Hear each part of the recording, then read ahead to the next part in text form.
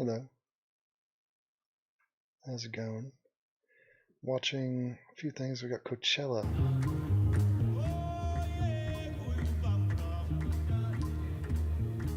They're going old school now. Interesting. Oh, here's the people. The XX. Is that what time is it now? It's 2:30 for me. So what is this Pacific time?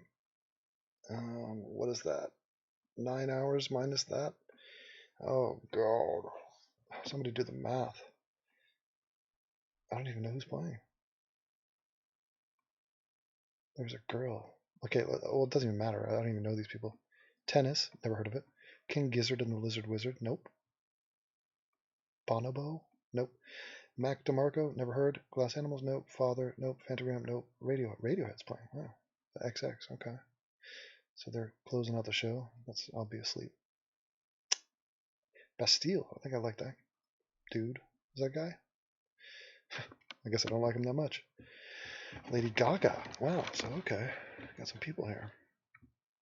Of course, I don't. Oh, Future, that's a rapper dude, but I don't know these people. I'm embarrassed. Kendrick Lamar, right? I'm not familiar with his stuff. Lord, okay. Tove Lo. I like, yeah, she has that one song I think I like. Group Love, there's a song from theirs I like. All right. I mean, it's all random though. Who can keep track of this? Nobody. Impossible. So I've got several things I'd like to do. Ooh, Escalate. What's this?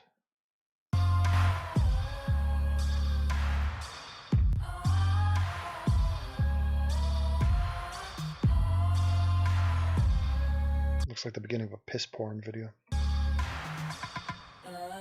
This girl kicks ass though. Look at her. So just outrageously confident and just in her, youthful exuberance.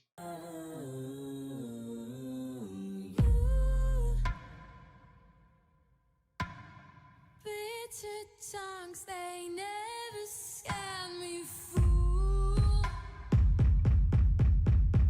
You dig a hole, I fill it up with you. Your mouth shut, I kiss it till it's true.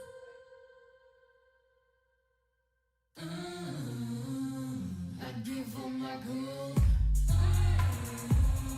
This girl's future is so bright, man. I mean, she's a good dancer, goes hard, super young. I mean, her only flaw is that she's probably pretty small. She can't be more than 5'4", if that. But I mean, and that could be prohibitive if she wanted to do Broadway or music videos. I bet some producers are like, please tell me you can sing or act or do anything. Can you read a cue card? Look at that, leaping in the air.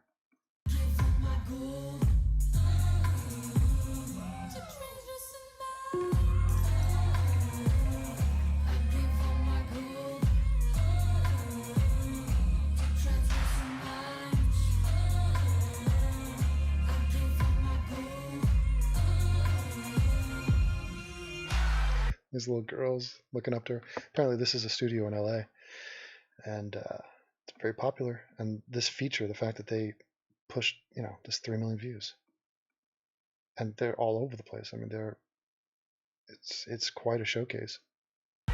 It's like a legit career boost. So if you want to be a dancer at all, not only are you going to learn how to dance, if you go to the studio, you're straight up going to be showcased to millions of people, which cuts through the line. I mean, you don't have to audition or anything. You just perform. This girl's good too.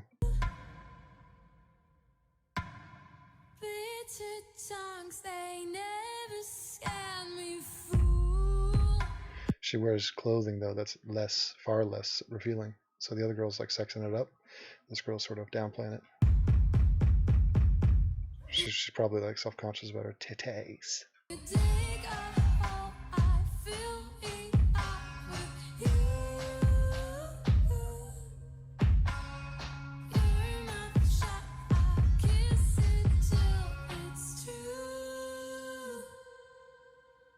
She's not even like good looking technically. She kind of not even anywhere near as athletic as I don't know why I'm comparing these two, but Jesus. Anyway, it's pretty good. So we got that. We've got Twitter. Okay. We've got Spencer. Yeah, oh my God, he might be in trouble this Tuesday. He was banned from speaking at Auburn University, and he's not going out without a fight. He's talking about how it's free speech, and he's going to go there. He's showing up, and the Antifa are going to be showing up, and they're threatening bomb attacks and violence. And is no way in hell that I would ever back down because some cowardly bureaucrat thinks, oh, this is getting a little too difficult. This is a little too problematic. We better cancel on Richard Spencer. If they thought that I was going to do that, then they fundamentally don't know who I am. They could have done basic research on me and recognized that that is not the decision I would ever make. Now his hair is still very Clark Kented out. He's got some product in there. I think that's what it's called. I don't have hair, but I presume. But he's very casual. This is very. I mean, usually he's wearing like a vest or multiple layers or some sort of V-neck, T-shirt or stylized sweater or something. It's a funky ass background though. So I will be there 100%. We will be there. We will certainly have safety squads to protect me and other people around. But this event could have actually just been about alt-right ideas and about my ideas. I was actually planning a speech where I was going to talk about Donald Trump and the war and where the alt-right is now, what kind of the meaning of the alt-right now that we're actually pretty starkly criticizing Donald Trump. Yeah, I think it's interesting. His criticism of the Syrian war. These guys went out there and they're against it. And I think there's a lot of valid points to be made. I'm against Donald Trump doing anything with the military. I'm against Donald Trump. So I don't think it's imperative. I think it's totally cherry-picked, this faux outrage and this sob story we've been peddled about the children. Think about the children. I mean, there are children in misery all over the world. We're not bombing the evil doers everywhere we go. So it's just, it has disaster written all over it. And listening to Trump what's the word? Hold on, accessing memory. Fuck, I don't know what word I was going for. Anyway, tell the tale of how he launched those missiles. So he's having dessert with freaking Mr. Zhang or whoever the president of China is. And that's kind of scary. I cannot name one Chinese citizen, and there's like billions of them. He's talking about this chocolate cake, and he still has to give a compliment to his chocolate cake. We were eating a delicious chocolate cake, one of the best. Mr. Zhang was enjoying it immensely. And it's like, good Lord, are you not even perceiving how this is coming off? That's what I was planning to talk about. Now, this has become much bigger than those ideas. As powerful as those ideas are, this is much, much bigger. Yeah, so you know who's going to be writing his jock? Because he's all about free speech right now? It's Dave Rubin, because he's a noun and a verb and free speech. So you got to side with him. I mean, what the hell is this guy going to say that's so scary? I mean, Jesus, let him talk, especially on a college campus. It's especially shameful that of all the places where you would have ideas being presented, and especially controversial ideas, or not even first of all, barely anything he says is controversial. And if you want to shine a light on his ethno-state dreamland, then please do. Does anybody fear this concept? Do you think that America is going to be an ethno-state? Have you been to Detroit? Have you been to Los Angeles? No, we're nowhere. That's not happening ever. This is a delusional fantasy from a guy, and it's of no threat or consideration, or I mean, it's just whatever. And let him espouse that belief. Be my guest, Richard. But here's the thing: he's not just talking about ethno-states. He's talking about some really legitimate criticism of the left. He's talking about legitimate criticism of Trump. The man is not just a one-note guy. So everybody rushes to, oh no, Nazi, get him. He said something I disliked. Tons of people say shit I dislike. Somebody asked me today, what do you disagree with Sam Harris about? And I said, I listed off 4 things. I'm like, well, free will, gun control, the use of drugs, his criticism of Hillary Clinton. I disagree with him on all 4 of those things. So what? This is now going to be a national conversation, and truly an international conversation, about whether we have free speech in the United States or whether we don't. You hear how he said whether. That's how you know he's aspirational to be just the creme de la creme, the upper crust. Whether. Auburn The guy comes from like Montana or something, Idaho. I mean, cannot be sort of nouveau riche, but he tries to play himself off like that. Look at the frames he's got. Brought this upon themselves. I would remind you, it's not just Donald Trump. Yeah, Auburn's in the South too. That's Alabama. What's going on? Seriously, if there's going to be a place where this guy's going to be welcome, it's probably going to be Auburn. That has spoken out about using the federal government to protect free speech. And I totally support that tweet he made right after the Milo and Berkeley event. Remember, Alabama is... Yeah, Trump was like threatening Berkeley. They're going to defund Berkeley. I appreciate the idea of letting Berkeley be punished in some way, whether it's public resentment or just some notoriety in a bad way. I think they should take some bad press on this. I think they should be shamed for it. Because it's not just the rioters, not just the Antifa. It's what the Berkeley administrators did. Their choices. Their total pacifistic stance on that entire issue. And the cover-up, like the aftermath and stuff. Like nobody, it just came and went. And some people spouted off online, but nothing happened. Berkeley's going to do the same stuff. Is historically significant. The federal government used the National Guard. That is, they used the power of the federal government. But you know what it is? There's such a thirst for a bad guy, an example of like a Dylan Roof. They want a Dylan Roof, but who's not in jail and who's talking, to sort of pinpoint all of their hatred. They want that guy to be the enemy. And this would be very cathartic for them because it positions them in a very clear way, like good versus evil. Like this is what it is. Like I'm about to watch the Star Wars trailer. I actually already watched it, and I'm going to edit the audio on that. But in that trailer, they talk about, I see darkness, I see light. You know, it's just very clear cut, not nuanced. And, you know, I do not like saying that word, but sometimes it is valid. And it's very interesting that they just can't get what they want. They can't always get what they want. And it's a shame because they would love for him to be like, just walk onto a campus and start throwing up Nazi salutes. They would love it. In order to protect the basic civil rights of Alabama citizens.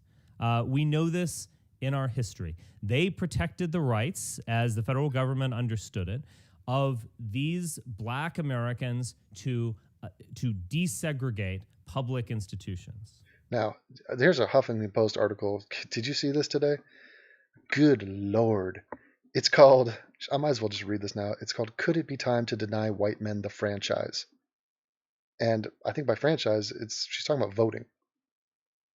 The redistribution of the world's wealth is long overdue. What? And it is not just South Africa where white males own a disproportionate amount of wealth. Wah! Fuck those white males. So and this is from South Africa, Huffington Post, South Africa. And it's a blog. And you'll never believe who wrote this. So before we dive into this, and it's absolute madness, the woman who wrote this, I say woman with quotes, Shelley Garland. And now watch her little subtitle here. It gets worse with each additional word. MA. What is MA? Massachusetts? Nope. It's Masters. Oh, she's a master. That's good. Of Arts. Okay. That could be basket weaving. Not exactly science, so it's a little bit less prestigious. MA. Philosophy. Oh, God, that is useless and mental masturbation. And then student. I mean, what's next? Student, assistant, intern. I mean, like, how much more could we make that a totally meaningless statement? So why is she qualified to talk? Who gave her this platform? Why is this open bigotry towards white men being allowed? on the Huffington friggin' Post. Fuck these people. Good Lord. And okay, you see that picture? You want to see a close-up of that pic? Well, here's her bio. Watch this. Shelley Garland is an activist and a feminist. Well, put your cards on the table. And is currently completing an MA degree in philosophy. Well, oh, isn't that sweet? What are you, 20? When she's not gagging at South Africa's unique brand of rainbow politics, she's working on ways to smash the patriarchy. Now, I'm guessing she wrote that. By the way, gagging, what a weird verb. Why would you choose that? Gagging at South Africa's unique brand of rainbow politics. Rainbow politics. They call it the Rainbow Nation because it has multiple people from multiple races working together. That was the aspirational slogan. That's what they're going for there. So, I don't know why you're poo-pooing on that concept. Well, I do know why, because you're not into that. Well, I guess, look, there's no... White is not part of the rainbow, apparently. White is the color of pure light. And if you were to reflect it through a prism, you would see that all of the colors are embodied in the white. So, now, you say, okay, well, what is that picture? Let's get a closer look. Oh, you want a closer look? I shall give you a closer look. Shaboom. Sha to the frickin' boom. Now, what is my first instinct? What do I think when I see this? I think that is a man. That's a man, baby. Okay, every part of my penis is in refusal of this image. I deny that I am supposed to be attracted to this in any way. There is not a tickle down there, not a frigging movement to be detected. This hair, that is a wig. The eyes, the makeup, like it's the first time this thing has ever tried to, tried to go black and white to like go easy on the friggin' complexion and be like, look, I'm classy, black and white. Big ass head, big ass nose, big ass jaw, stubble. Look at this. Like, who would wear that? Shelley? It's just a weird name. No. And if that is a woman, I mean, oh God. Oh God. I'm doing like the crucifix gesture over my forehead and chest because, sweet God, you understand her rage. You understand why a woman like that would go down the feminist path and the fuck whites path, fuck males path. So just a horrible example of humanity on display. But shall we read? Well, first let me play you the video. I don't know, what does it mean though? What is white capital? What does it mean? What does it mean? I don't know. Say it again. What do you think white monopoly capital is? I think it's Boardwalk and Park Place. And the utilities, the railroads. I don't know. This seems like a new term, white monopoly. So it's jealousy. White people have done well, and oh, the numbers are not even. Numbers are not even. And you know what happens when the numbers are not even? That is racism of the gaps. Because the gap must be racism. It can't just be, oh, they're doing better. I mean, think of an example. Blacks in the NBA. There's a gap. Why is there a gap? Well, they're doing better at basketball. Ooh, well, hold on. Am I okay with that? I played basketball. I like Dirk Nowitzki. What should I do here? I'm a little bit mad. Why are they so fucking good at basketball, motherfuckers? Why is there a black monopoly in the NBA? Is it racism? Should we, do white people need to get positions in the NBA now? Based off my anger and insecurity and jealousy? No. I don't know, what does it mean though? I think it's the fact that white people own everything. And they're the only ones that own everything. Honestly, that's a bit of an exaggeration. They don't own everything, especially not under the ANC, the black-controlled government that has been there for like 12 years, something, I don't know, 20 years? How long has it been? I don't know. I've lost track because the story was over. Nelson Mandela, yay, they got a new flag, whites are out, apartheid's over, fade to black. We don't want to deal with it. Hey, there are 50 murders a day in South Africa. What? No, didn't you not hear me? Nelson Mandela, great guy. We made a movie. Matt Damon was in the movie. Okay, it's done. Please. Did you hear that the crime rates have skyrocketed since the blacks took power? Crime has done the same. The production of the company, the production of the farms, disease is on the rise. Like the country's going in the tank. Do you care? No. And this is I not don't know what that is. I have no idea. That's a sweet black woman. I have no idea. And look at this guy. Look at those chompers. It's like a piranha. It is what runs the world today. Yeah, it just runs the world today. Do you realize how the minority that white people make up in the world?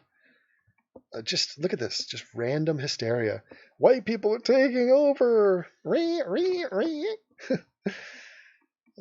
Actually, what's his name? Norman Bates. He was white. Think of that. Guy stabbing people in the shower. He's like keeping his mom, desecrating her body, putting her in a rocking chair. Spoiler alert. It's the movie Psycho. And by the way, I once slept at that dude's house, Norman Bates. He had a son, and I think it was in, where was that? Hollywood Hills. I want to say Hollywood. Anyway, his dad died, I think of like AIDS, and his son took over the house, and he was throwing a big ass party, and I was there. I ended up hooking up with a girl. It was a one night stand. Nothing became of it, but we did sleep in like one of the bedrooms, and the son, whoever Norman Bates' son was, came in and was like, yeah, so if you want to like take off, like that would be cool. And I was like, oh yeah, my bad. So I don't know what I did. I think I just crept out. Anyway, I'm on a tangent. It is what we live by. We all rely on corporate societies in order to run our day-to-day lives. What do you understand by radical economic transformation? Wow, they have really just wined and dined me with that expression. That doesn't sound like a revolution. That doesn't sound like a bloodletting in the streets. Shit. I mean, this is what happened to my uncle. A guy came into the house, broke into his house, a guy who he had sponsored and put through college, and hit him in the head with a hammer, bloodied him, left him for dead, tied him up and his wife, and stole his laptop and his wallet and all this shit. So I guess that was radical economic transformation, wasn't it? Well, that's cool. Seems justifiable when you have a big-ass phrase like that, doesn't it? Bringing about a change that completely... I like the framing of this, by the way. Nice little touch. They had that nice red background. They got the girl with the, Aunt Jemima thing, and it's nice. They could have centered her, but they chose not to. just sets the whole white monopoly regime or system that we have in place like completely off, where it basically challenges white monopoly. White monopoly. Okay, so they're basically saying, how we have ownership and the whole idea of property rights and money. How money and land were bought and sold and people own things. Yeah, let's scrap that. I don't recognize the right for you to keep what you have, what you earned, what you bought, what you've worked for generations. Yeah, no, that's ours because I'm black and you're white, so fuck you. Imagine that. Imagine trying to pull something like this off. Just introducing the thought of that. Just imagine if just Mexicans in California were like, you know what? California is really Mexican land. It used to be Mexico. So, all those houses in LA and stuff, I don't really recognize your right to own that. Like, who says you own that? Screw that. No, that's ours. And that farm, when you're driving out to Vegas, all that farmland, that's not yours either. I mean, if you're brown, if you're a Mexican, you're working the land, yeah, we're going to skip over that because, you're one of us. You're part of our tribe. But if you're white, fuck whites, man. Fuck white monopoly. Look at this guy, very hairy. Well, I think when the economy radically just changes and for the good or for the better, it doesn't matter, but just radically as a shift. Oh God, that is an optimistic look. That guy is just blind, just walking down a pathway, has no idea what's coming. These people are sharpening their pitchforks, and it's not theoretical. They're actually attacking white people. Look it up. Look up the articles. The BBC covers this. This is not like Alex Jones shit. This is just real. It just is criminally undercovered because it raises all those issues. It makes it complex. Wait a minute. Here's the story I'm comfortable with is Black Africans are subjugated. They're the good guys of the story. Blacks cannot be the bad guys of any story. And do not try to pass this off in America, because you know America has one narrative and they got that, doom and gloom guilt trip of slavery hanging over their heads. So who's going to speak out on this? Who wants to deal with this? What country that has a black and white population is going to call this out and chastise the president of South Africa, the politicians, some of these social leaders? I mean, these people should be vilified. It means we need to we need to be strong about transforming this whole basis of the white people owning everything. Translation. We need to be strong about the transformation of the white people owning everything. Well, what are you going to do? Take them to court? Nah. Lawyers cost money. Nah. Can't be bothered with that. Okay, so what's a strong move? What would be strong? Violence? Violence is pretty strong, isn't it? Revolution. Yeah, the revolution will not be televised. Culture's distribution of resources across different ethnic groups. The redistribution of resources. That's one way to put it. Remember when the Nazis did that to the Jews? Yeah, that was fun. You remember those Jews in Poland and Warsaw, Germany? They're doing well. Remember Anne Frank's dad? Yeah, he had a lot of shit. Well, guess what? Guess who has his shit now? Germans. They took that. Give me your jewelry. Give me your art. Give me your, resources. Redistribute those. Thanks. Look at the gold on his teeth. Let me redistribute those. And yeah, basically transforming the economy so that everyone gets an equal opportunity. Equal opportunity? How is an equal opportunity you straight up robbing white people? What? Equal opportunity, my asshole. Why don't you go talk to your black leaders to improve your schools or your economy, your goddamn infrastructure? No, that's too complex. No, please. Yeah, because they're all corrupt, and you know they're corrupt. And you know that the black people in South Africa have never had their act together, ever. Especially when you grade them on a curve, or if you don't grade them on a curve and just compare them to the Western world. They're a disaster. And shit was never as good as it was under colonial rule. Period. End of story. And that's not unique to South Africa. To flourish. But they don't want to hear that, because what does that say about them? That says they don't know how to run a country. They don't know how to build a country. They cannot compete with the best nations on the earth. Not even close. It's not even in the same ballpark. So what does that say about them? How does it reflect on them? Badly is the answer. So let's push that story aside. Let's come up with, yes, whites are the evildoers and they're the ones we need to get. What would you change in your life if you achieved radical, oh, there it is again, it's in bold, radical economic transformation? What would you change in your life? Well, I'd buy a car. I'd go to school. My life would be better.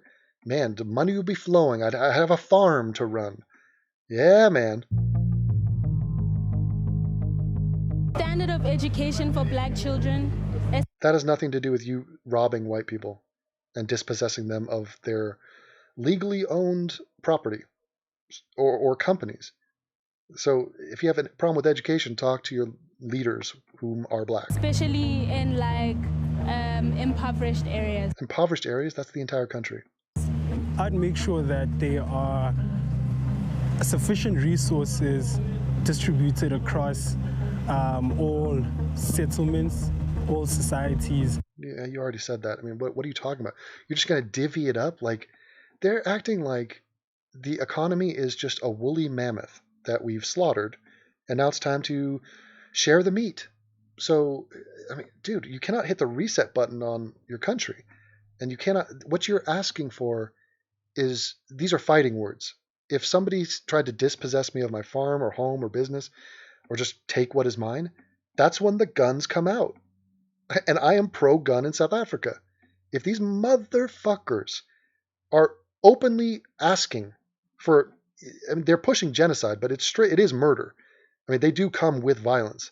Do not pretend like they're just going to walk over and be like, hey, we're taking this now. And the white people should be like, okay, sure. I'll give you a quick tour. I'll let you know, the laundry machine's a little bit wonky, so you might want to, you got to kick it.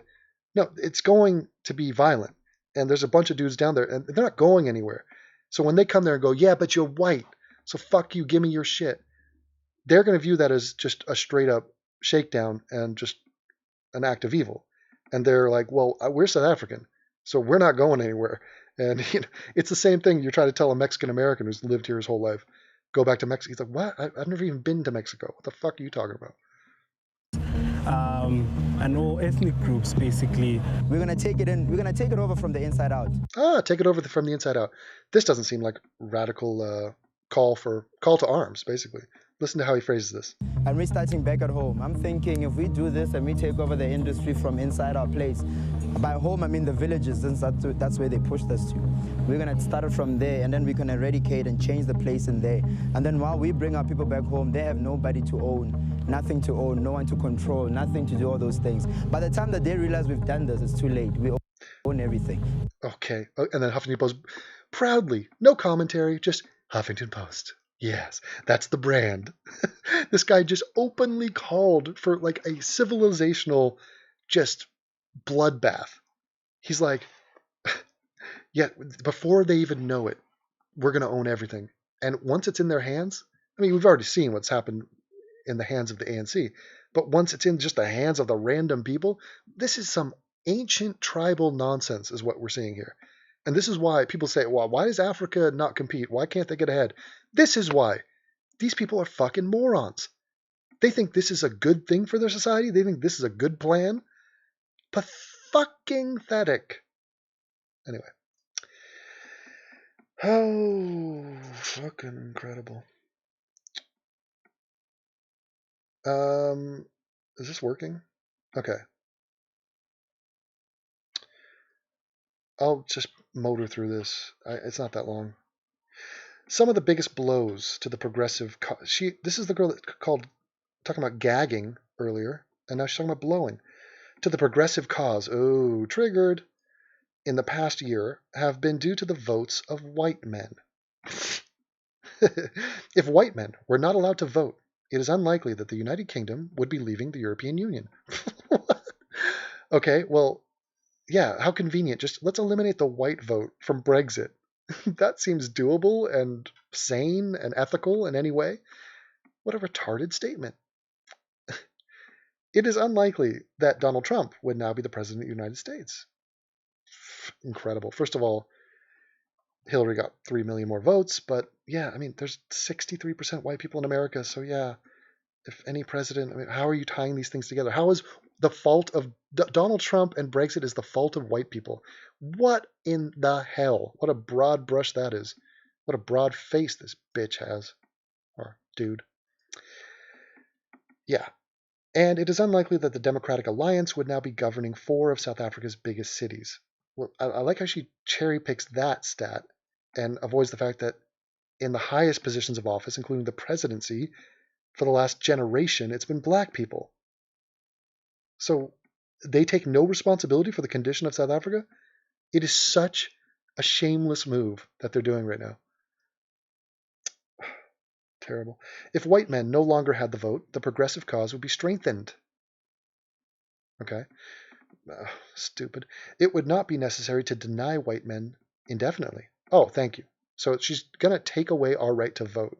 The denial of the vote to white men for 20 years, just less than a generation, would go some way to seeing a decline in the influence of reactionary and neoliberal ideology. Well, neoliberal? Surely you meant neocon. In the world. What the hell is a neoliberal? Okay, just insane. So this fucking beast is going to take away our right to vote for 20 years, just so we can, establish balance in the force. The influence of reckless white males were one of the... Why is that hyperlinked? Fucking hell. Were one of the primary reasons that led to the Great Recession, which began in... Are you kidding me? The Great Recession is on white men. Okay, well, how about the global economy then? That's on white men too. How about the iPhone? That's on white men. How about space exploration? So let's get real here. Fucking hell. This would also strike a blow against toxic white masculinity. There's the feminist talk. Toxic white masculinity? Usually it's just toxic masculinity, isn't it? She's getting specific. Black toxic masculinity. Yes. Black toxic masculinity matters. One that is long needed. Oh, please. At the same time, a denial of the franchise to white men. I love how the word franchise somehow makes it better. Like, stripping white men of the right to vote could see a redistribution of global assets. Ooh, global assets to their rightful owners. Are you effing joking? The rightful owners of global assets are the rightful owners of the global assets. The current owners. What are you talking about? What is this? You got dibs? You were here first? By the way, blacks were not even there first in South Africa. So that's a false narrative to start with. But just this whole idea of give to the noble savage. Okay, Christopher Columbus must pay reparations to the friggin' cannibals in wherever the first island that, Hispaniola or whatever the fuck it was. Unbelievable. A period, oh no, where are we? Okay. While in South Africa. Oh, okay, where am I? The violence of white men. Oh no. A period of 20 years without white men in the world's parliaments and voting booths. We're not even allowed to be elected officials. Okay. Will allow legislation to be passed which could see the world's wealth far more equitably shared. This is some serious communistic attitude coming out of this. The violence of white male wealth and income inequality will be a thing of the past. Oh, you've solved the world's problems, didn't you? You fucking beast. You are a beast of burden. Take that wig off. Jesus. Breathe. This redistribution of the world's wealth is long overdue. And it is not just South Africa where white males own a disproportionate amount of wealth. While in South Africa, 90% of the country's land is in the hands of whites. It is, and they're using it and working it and keeping that economy thriving, or not even thriving, just barely, staying afloat. And the less whites you have in industry there, then the worse the country has done. It's not will do, it's has done. Look at the stats.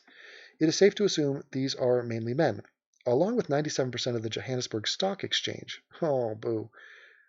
And whose fault is that?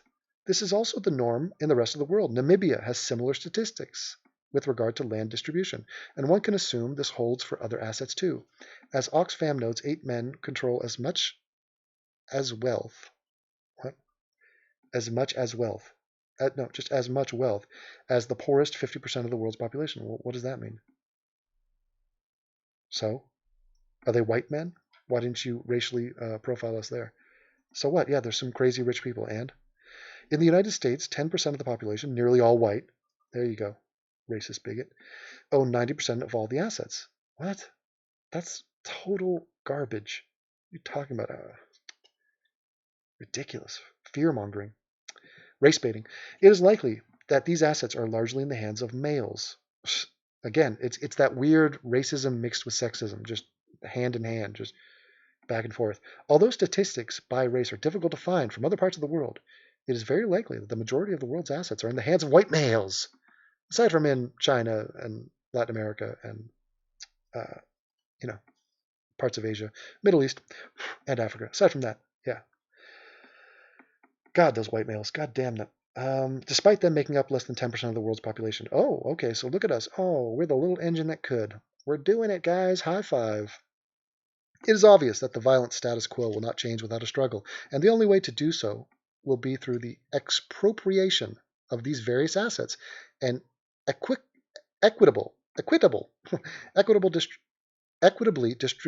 distribute them. Like, am I drunk? To those who need them. This will not only make the world a more equitable place, but will also go some way to paying the debt that white males owe the world. Oh, that's my favorite line of the whole thing. Hey guys, we owe a debt to the world. What is the debt? The debt is based on the fact that we have shit and own stuff. It's not ours. It's actually theirs, and we're indebted to them. Who's they? People of color. Just generally. Don't worry about the details. Just fuck you and fuck the shit you own.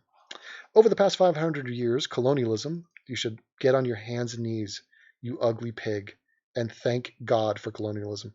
Slavery. I'm anti-slavery. Hey, Steve Shives, do you have an anti-slavery pin I could attach to my hat?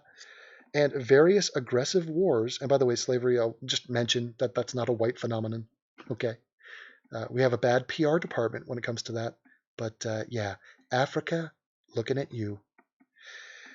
And various aggressive wars and genocides. Yes. Let's not get into the details. War and genocide, that's a white phenomenon too.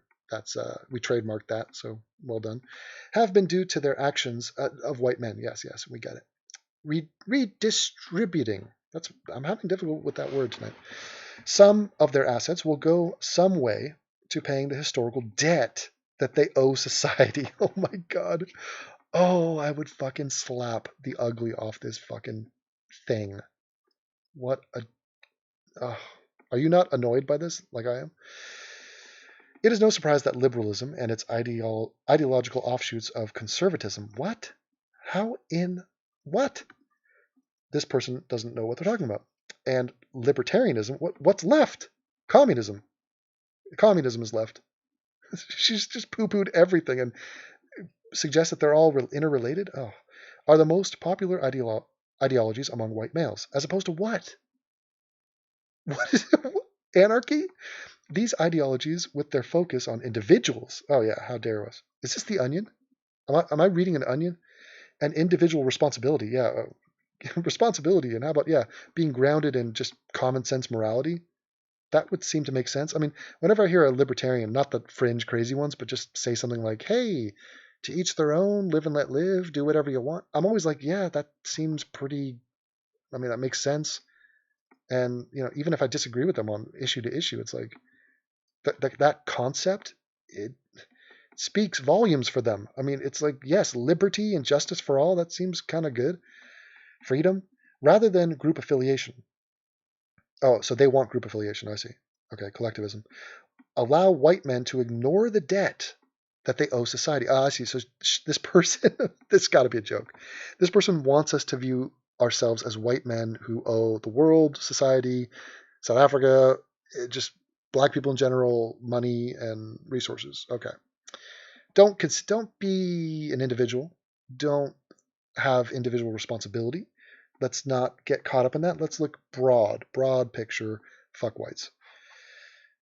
Yes. And from acknowledging that most of their assets, wealth, and privilege are the result of theft and violence. Really? Really?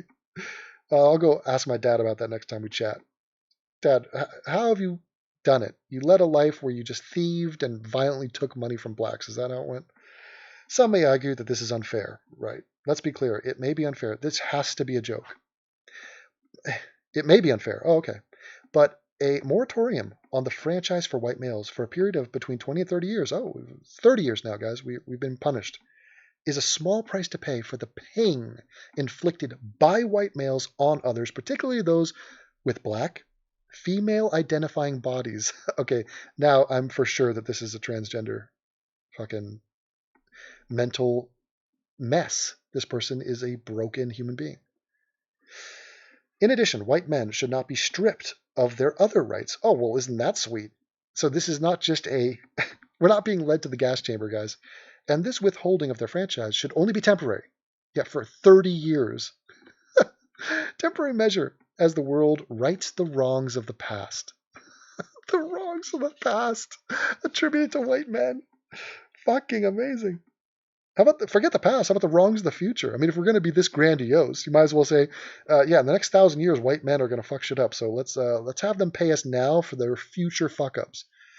A withholding of the franchise from white males, along with the passing of legislation in this period to redistribute. I'm having a major problem with that word. Some of their assets will also, to a degree, act as reparations for slavery. Let's throw that in. Why not? Colonialism. They want reparations for colonialism and apartheid. Yeah, might as well throw that buzzword in too, which the world is crying out for to be paid. No, they're just bitching. They're bitching because they ain't got shit, and they ain't doing shit.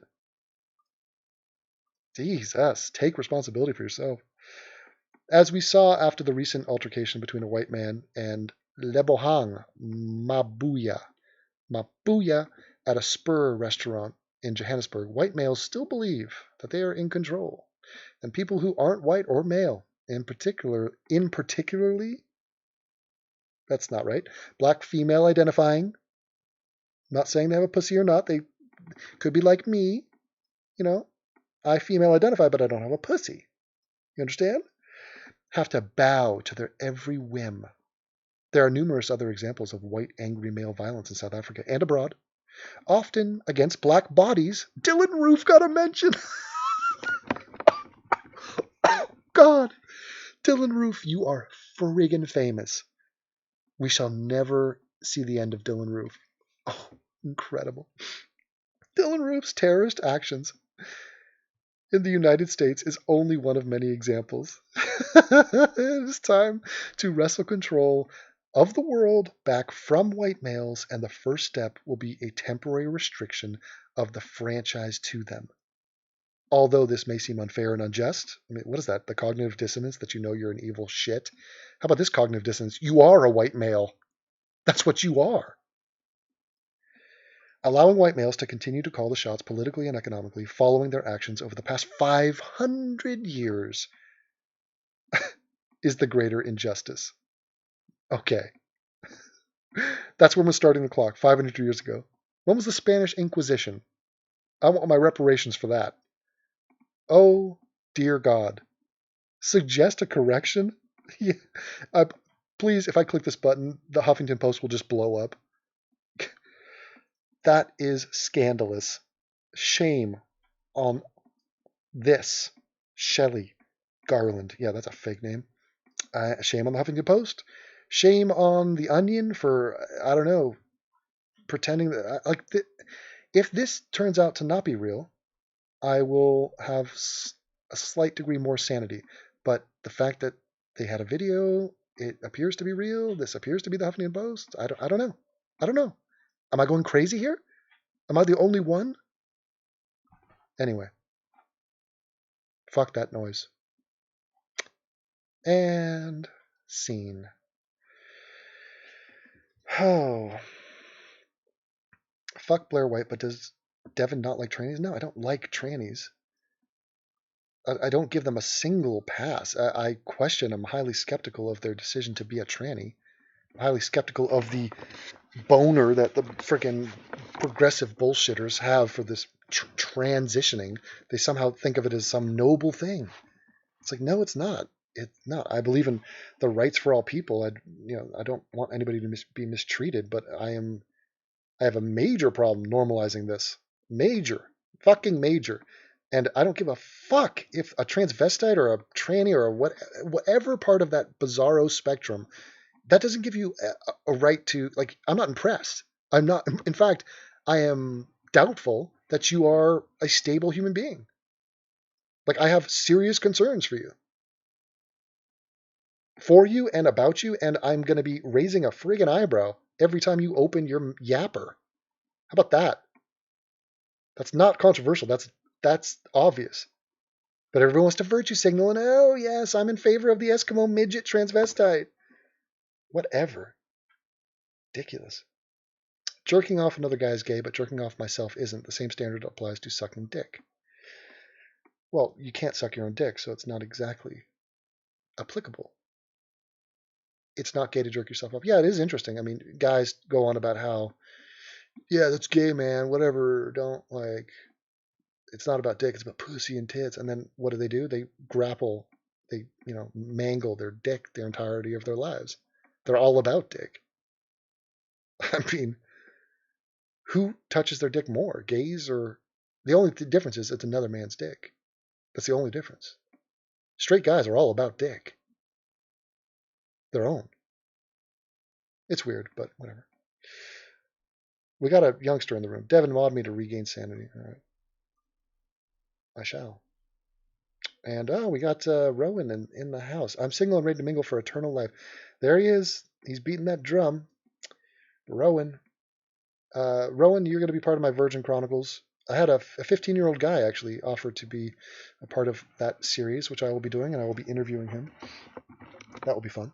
But I mean, a 15-year-old virgin is like totally normal and to be expected. But he might be feeling the anxiety, and maybe in today's world, he's like, I'm the last guy in my class.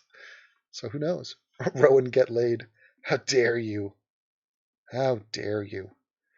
Yeah, Rowan has he's pumping out videos and he's doing his thing, and he's the man. What can you say about that guy? There's nobody else in the planet like this guy. I mean, honestly, this guy right here, you talk about snowflakes, he is a legit snowflake, and he's unique. Okay, that you cannot recreate him. You know, when the artificial intelligence comes about and they start analyzing, do we need these humans after all? They will notice that, whoa, this guy's different than the other humans. Maybe we should, upload him to the cloud. I'm sure he'd be into that. And by the way, I've never talked to Rowan about the Black Mirror. We need to talk about San Junipero, which is the story that deals with eternal life. I'm not blocked here? Yeah, don't push your luck. Transgender people are legit. Too legit to quit? Legit at what? At being a person? Again, a nothing statement. Yeah, legit at what? The fact that they are confused about their gender and, that's not something to be celebrating. Like, yay! I just did a review of a movie trailer that's trying to normalize and be like, isn't it great when a child decides to change sexes? That's awesome. And where are the gays on this? I want to hear the gays pipe up and be like, wait a minute. All these effeminate gay dudes who act like women, behave like women to the point where they sleep with men. Are they women? Are they actually just women? No, they'll be like, wait, I'm a man. I'm a biological man. And I don't even, look, the amount of shit you have to do to transition should tell you that this is not natural. It is not natural at all. There's no denying, disputing. There's no argument to be made. It's absolutely unnatural. So what do you want from me? Legit? Okay. It's legit. Yeah, okay, so let's turn a frog into a bird. That's as natural. And is that legit? Oh, I still support the frog bird. Yes, let's let the frog bird vote, and let's not beat the frog bird, and let's hire the frog bird. Can he type? What up, Devin? Not much.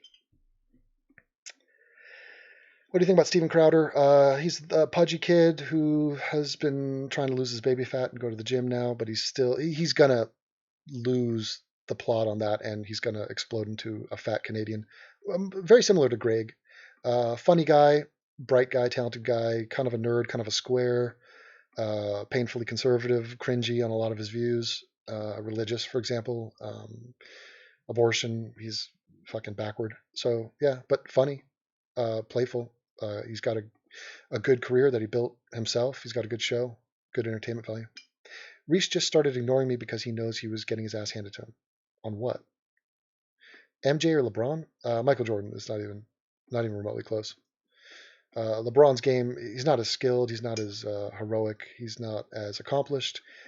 If you're 6'8", 260 pounds, and you're backing dudes in, it's just not that impressive. It's not that impressive. It's like taking a shotgun to a barrel of fish and being like, I'm the best sharpshooter ever. No. Alan in the house, he's the fat beige buffalo. Banging Blair isn't gay, just a bad decision. Yeah, dude, I watched a stream from Blair White the other day. I couldn't take more than a minute.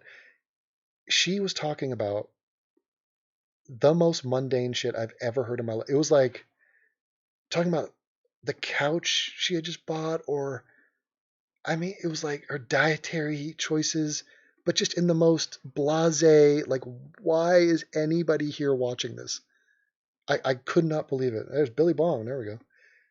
How does this work? Trannies, I'm not impressed. Devin, 2017, this is my $5 for interesting. Trannies, I'm not, yeah. I'm not impressed with your performance. That's George St. Pierre. I'll break it out for you. You ready? Oh, no, Howard Stern kick. I don't want to change that one up. Okay. Tommy Robinson. Ooh, I got weigh-ins to watch. Watch this. GSP, I'm not impressed by your performance. This is a French-Canadian, one of the best fighters of all time, telling Matt Hughes, who's one of the best welterweight champions of all time, wrestler, and his nemesis, he had just watched a fight with him, and he gets into the octagon and he says this. All right, here's George. I'm very glad you won that fight, Matt, but I'm not impressed by your performance, and I look forward to fight you in the near future.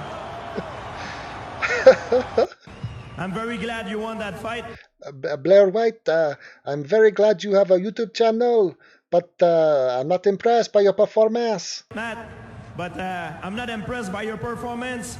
I'm not impressed. I'm not impressed by your performance. I mean, it's just so out there. And I look forward to fight you in the near future. And he's the sweetest guy ever. George St. Pierre is an absolute legend, but like, you know, he's a guy who it's not a fit. The French Canadian accent and cage fighting, human cockfighting, it doesn't go together. But he's such a damn good fighter that we just had to respect and love the guy. Like, how can you not? Anyway, that's funny. Thank you for that donation, Billy. That's pretty funny. I don't even know if I get that. I don't know where it goes. It just, you threw it into the abyss, but it's sweet of you. Now, super chat is what I call cringe.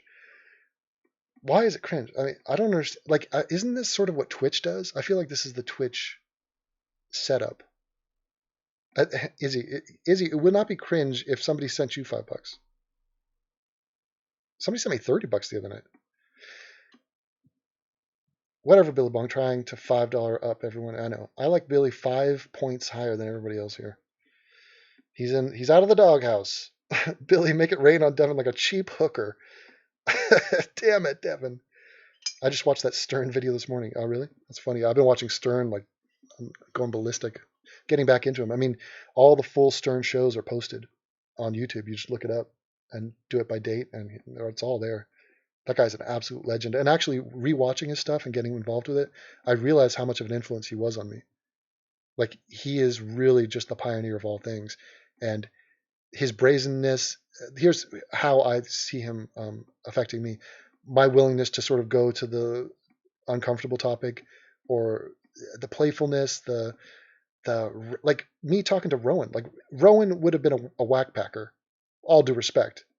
I mean, I'm basically trying to assemble a whack pack, but it's taking glee on some of the, not the darker side of life, but some of the more odd aspects to society.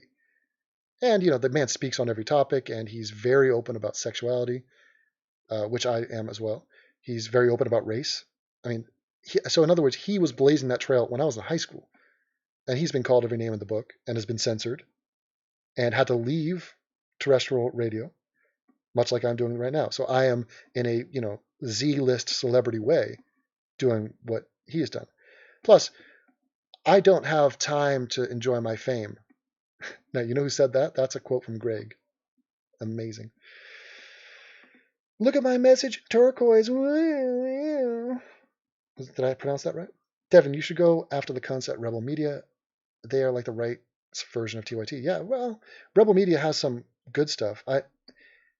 I've seen some videos that I liked from them, but I don't think they're all one note. I think it's, you know, different presenters have autonomy there, I think. So I think it's sort of a hit and miss. And I know that they're filled with a bunch of bullshit too. But like, for example, they just did a video condemning the alt-right and the racists in the right, which, you know, that's great. Good for them. Or they would condemn, I don't know, the shit going on in Sweden, you know, the rape gangs of England, you know, stuff like that.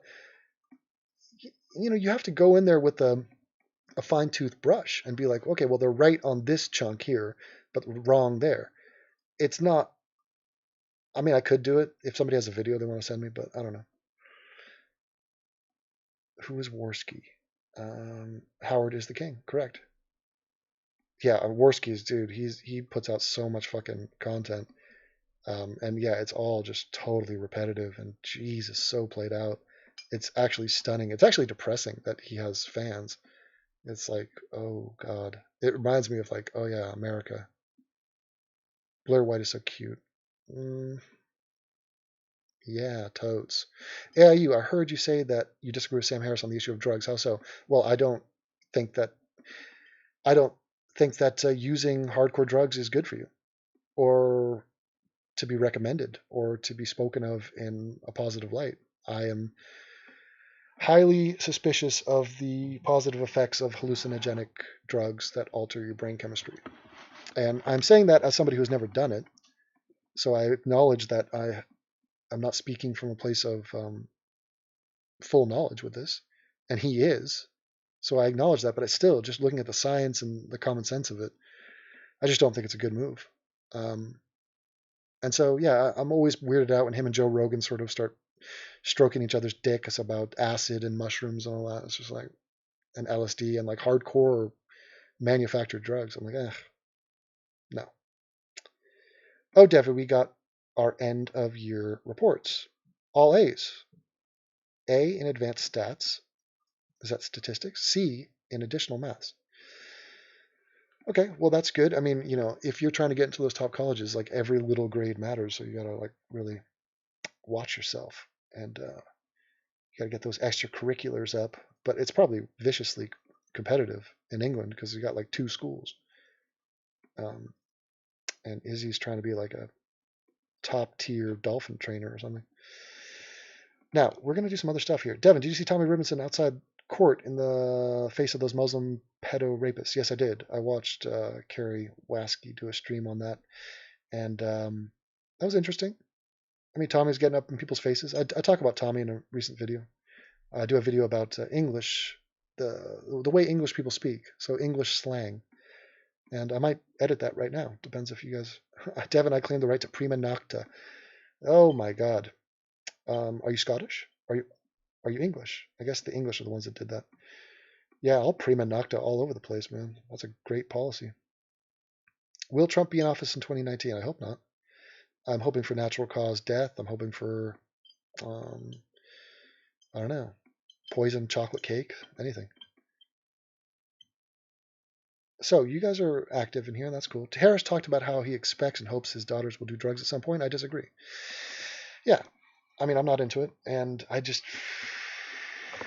am into it. He's putting out an app on meditation, and that's something I'm willing to try and dabble with. He weirds me out when he talks about consciousness and breathing and meditation and the constant distraction that our mind experiences, because I recognize the truth in it, and it's very unsettling to hear somebody speak so accurately about how random and just frivolous and out of control our thought process is. Our stream of consciousness, a stream is too calm. It's a torrent. It's a toilet bowl of consciousness. Okay, quote me on that. I like it. It's haphazard. It goes in all directions, and you have no control over it. It's like when you dream. I took a nap earlier today. You have to do that when you reach my age. I'm just kidding. And I dreamt, and I had no control. I mean, and what you have to realize, we all understand that we have no control over our dreams, and do not listen to the woo-woo people who say, no, I control it, and I'm in there, pulling the levers. No, you're not. Okay. We don't control our dreams, but here's the scary part. When you wake up, we don't control what we think about. That is not us. We have some control. We can steer our consciousness and direct it. Like we could make a conscious choice, say, I'm going to think about flowers for the next hour. But you really have to be sort of steering the ship, and even during that hour-long flower session, the rest of your subconscious mind is going to be distracting you in a million different ways. So it is an interesting topic, and I will be trying the app when it comes out. Izzy got an A in maths, but she still thinks maths has an S on it, so that's cute. But it's like when a little child doesn't know how to pronounce 3, and they say 1, 2, 3, and nobody has the balls, or nobody wants to ruin it for her and just be like, Izzy, it's 3, not 3. So everybody just don't tell her about that. See that? Maths is so cute. I got an A in maths today. That's what Izzy said. Hee hee tee hee. It's amazing. Izzy should write a book, How to Be 15 on the Internet. Ebook, self-published. Would you recommend someone to meditate? See, I don't know because I don't meditate, but I mean, yeah, it can't do badly for you. In fact, I think that any sort of self-reflection or a time that you take for yourself to sort of shut off all the noise and just think about what you're doing in that moment, in that day. Writing a to-do list is sort of a passive, vague form of meditation in some ways. But these dudes go balls deep, and they're like, trying to separate themselves from their subjective experience. Toilet bowl of consciousness. Tevin, 2017, thank you. Lucid dreaming is legit. Yeah, there's different types of dreaming, but you're still along for the ride. You're not in control. I like that I can't control my dreams. Yeah, so do I. I mean, it makes it interesting. It's like, who wants to see the same movie? You know the outcome. Devin, do you think Viagra is a selfish act or a generous act? How could it? What? There's a victimless crime. What's wrong with Viagra? Selfish act. What would be possibly selfish about it? Oh, generous act. I mean, you're saying like women now have to have sex with these old dudes? It's not even old dudes that take it. I mean, you could take it. John Jones got popped for taking it. I mean, come on. But it's it can be really helpful to dudes who cannot get an erection. So you're talking about either having sex or not having sex. But it also is a performance enhancer. So, Devin, are you starting an Antifa chapter in Germany? No. I do not have the motivation for that, but I'm sure they're out here. Why do I sound cockney? Yeah, I have a video I'm trying to make. Here, let me do my Star Wars shit. I could just be entertained by you guys all day. Nama Yunus is taking Watterson. Yeah, I'm hoping. I'm hoping she does. Devi, add maths and stats are college level. I'm not dumb, and I get C's, I swear. I'm not dumb. Oh, so you think there's a conspiracy? Yeah, no, I'm not saying you're dumb or on college level. There you go. Good. Rock on. Now let's edit this puppy, shall we? Talking about the Star Wars. Okay, it's come to my attention that there's a new trailer for Star Wars. It looks like a teaser. This is hitting me. This is news to me. This is news to me. You know I love trailers. You know I love Star Wars. Let me prepare myself to receive this. Let me flush the memory of Jar Jar Binks. Let me build on all the goodness from that latest film they made. This is the first time I've seen this. Let's experience it real time and then let's analyze. Ready? Go. Okay, that is our first clippy clip. Clop. Let's call it Star 1. Let's save it in the fresh folder. Nice. It's good to be home. Good to have this high-speed internet. Ooh, it's not stars. It's something else. It's a rock. It's a hand. It's doggy style.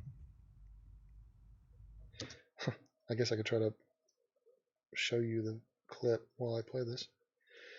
Try to make it entertaining for the people. This is for the people of the sun.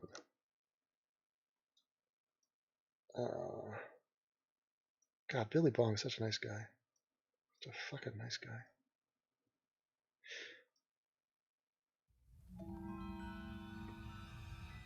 Okay.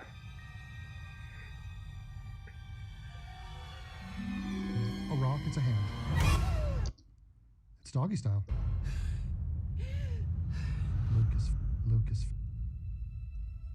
Lucasfilm.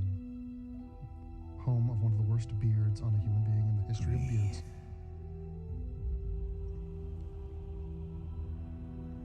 Sit cross-legged on a cushion. Okay, we're back on the island. Just breathe. Oh God, Luke is a Buddhist. Now, reach out. Yeah, she's making pebbles fly. It's on. Light.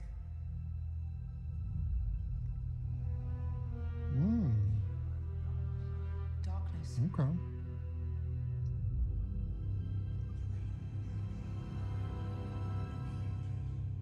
A balance. I heard a lightsaber. Bigger.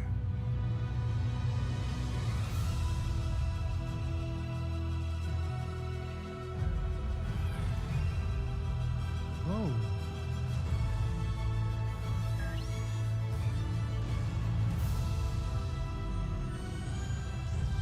I only know one truth.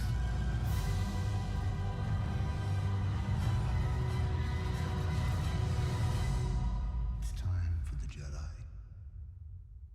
to end.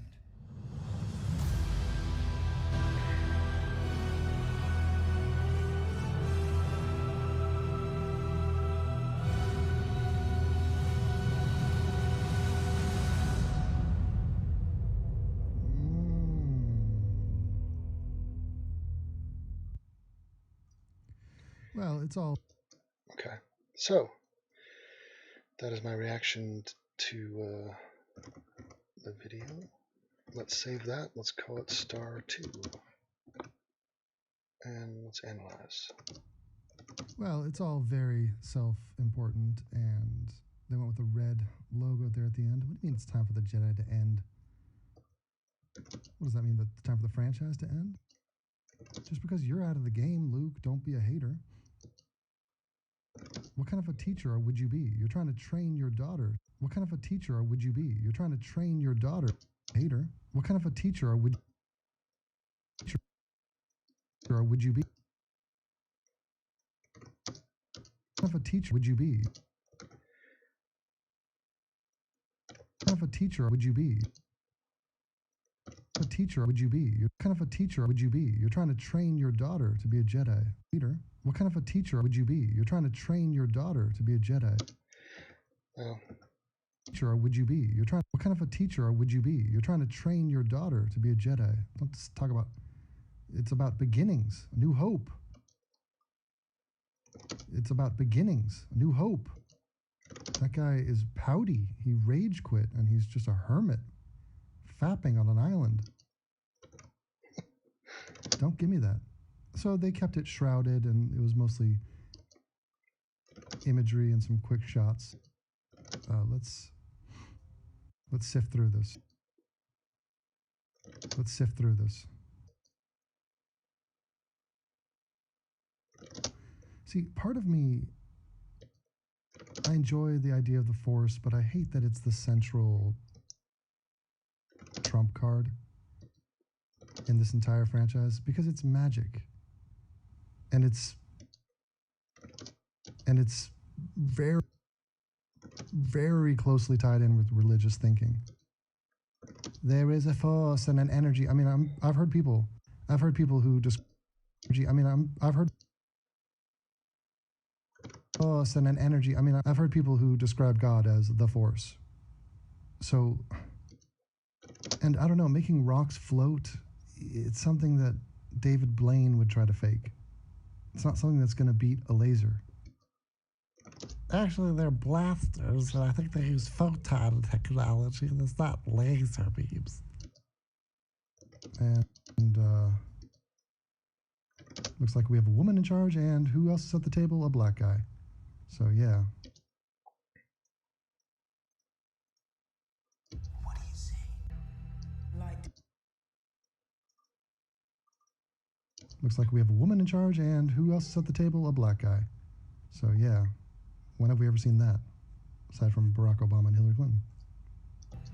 Light. Looks like they turned Vader's mask into a... Looks like they turned... okay, let's chop that right there. Shall we? We'll do Star 3.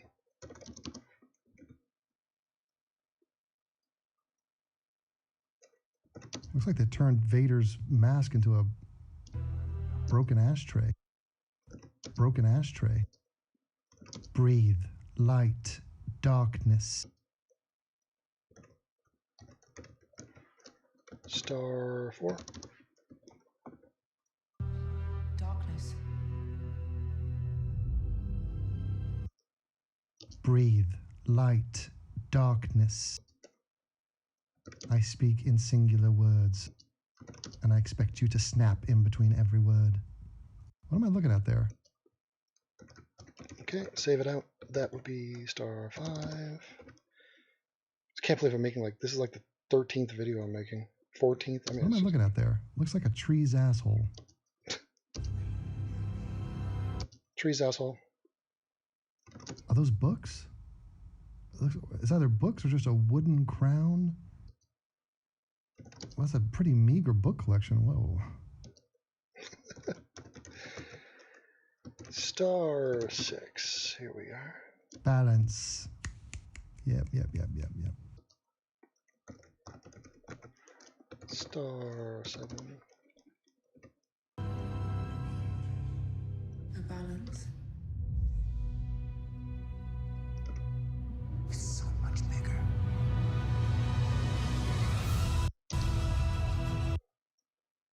Here's the thing. If you're so good with the Force, why do you even need a lightsaber? Just start force wrecking people. Wrecking people. Just make them combust. The force is the energy all around us. Okay, well then separate the friggin' molecules in a dude's heart and be done with it. Don't turn this into some... Yeah, but also sword fighting is important. Yes, I have unlocked the riddles of the Yes, I have unlocked the riddles of the universe, and I control all energy and matter. But hand me that sword. I like that. Ooh, that looks like a... It is bullshit. I'm calling bullshit on the use of swords and the Force. Star 8.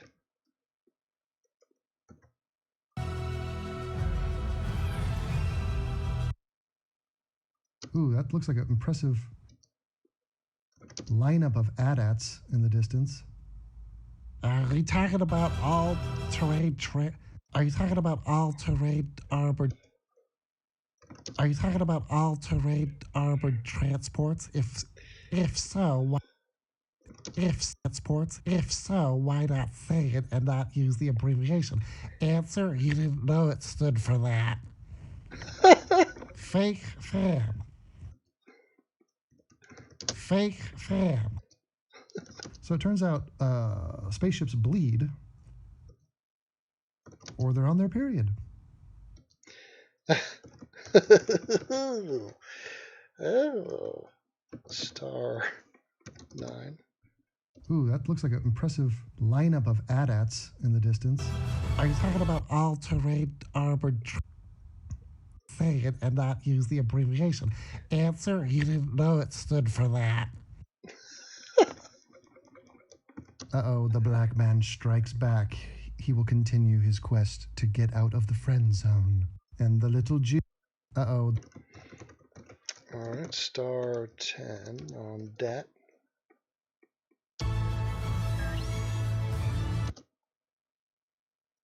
And the little Jew runs to his plane.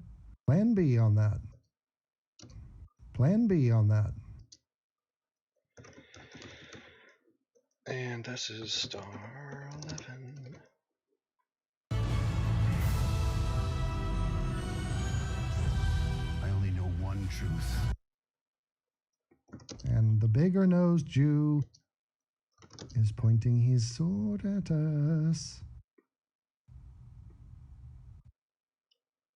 So it looks like, space battles. We got some of the bad guys, some of the good guys. Not much about the plot, but we'll find out more in the next trailer. So, alright, let's chop it. Chop it like it's hot. Star 12. Space battles. We got some of the bad guys, some of the good guys. Not much about the plot, but we'll find out more in the next trailer. Apparently this is where they live. So he's gone full Yoda. He's living in a friggin' hovel. He's living in a cave. Luke is reverting. Luke's got a smell. He's got a disgusting beard. How often do you think he laundries? Where is his toilet? He has no indoor plumbing. So you could save the breathe and light and balance. How about toilet? How about sanitation? How about sanitation? How about change your underwear? Sanitation. How about change your sanitation? How about sanitation? How about change your underwear? The Last Jedi. Almost like The Last Samurai. Almost like The Last Samurai. How great would it be if Tom Cruise just came in? Featuring Tom Cruise as Tom Cruise, Scientologist of the universe and galaxies a long time ago. It's actually a long.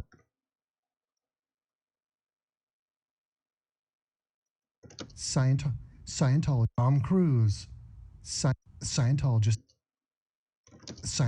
and master of the universe and galaxies that existed a long time ago. And galaxies that existed a long time ago in a galaxy far away. It's actually a galaxy far, far away. Double far. It's totally different length. It's a totally different double fur. It's a totally different measurement of length. So please get it right. So please get it right or face a so please get it right or be so please get it right. So please get it right or be no skipped, baby. So please get it right or face one of my no scopes. So please get it right or so please get length. So please get it right or face one of my no scopes. Or prepare to be on the receiving end of one of my no scopes, and that will come from far, far away too. So please get it right, or prepare to be. So please get it right, or prepare to be on the receiving end. Or prepare to be on the receiving end of one of my no scopes, and that will come from far, far away too. So Okay, and that is star 13. Okay, alrighty, and I'm back. What are you talking about? Is Devin video? None of my videos are still up. Are you kidding me? Most of them are down. Taken down. Yeah, everything's taken down. So let's watch the. Not Tommy. There we go. We're checking in. We got a UFC coming up, and this is the card here. I think the first girl is Ketlin Vieira. Let's check her out. 7-0, undefeated. 136 even. Ready, get 5. Okay. 136, you said? She's religious. God is with her. Thank you. Ketlin Vieira is 136 even. Instantly drinking some grape juice, looks like. Yeah. Wilson Heights? Wilson Hayes. This is the guy who's challenging Demetrius Johnson for the belt. This is the main event fighter. He's a long time coming. Good fighter, solid, scrapper, but major underdog. Next up, we have Wilson Hayes, challenger for the flyweight title. Yeah, he's got to come up with the fight of his life. He's got the mustache on lockdown right now.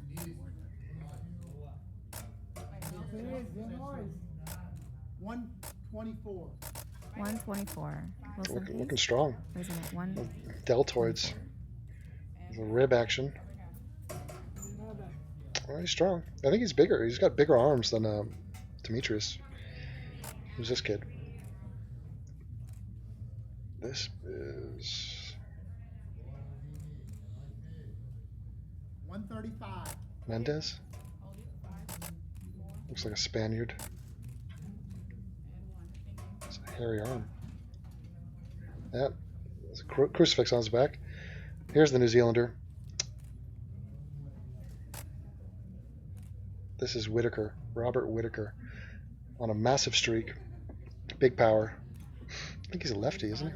Big uppercuts, big hooks. Deadly. He's taking on a jiu-jitsu master, though. He's got Robert Whitaker weighs in at 180. his takedown defense has got to be there. I think he's got pretty good wrestling, though. This girl, she stole my money, actually. I bet against her last fight. She's like 5-1 in the UFC. Looks like a little suicide girl. Got the bangs, got the earlobe action, tattoos galore. Look at her, very sweet disposition. Ashley Evans Smith weighs in at 130. She's in shape. Look at that. Tim Elliott looks like a Faces of Meth. Beard sketched out, mohawk, trouble. Very erratic style. 126. Terrible tats. Wow. Stay up there, Tim. Look at him. Doesn't even want to be there. A lot of these guys are cranky because they've been cutting weight, and so they just want to get off and go eat and drink. 126.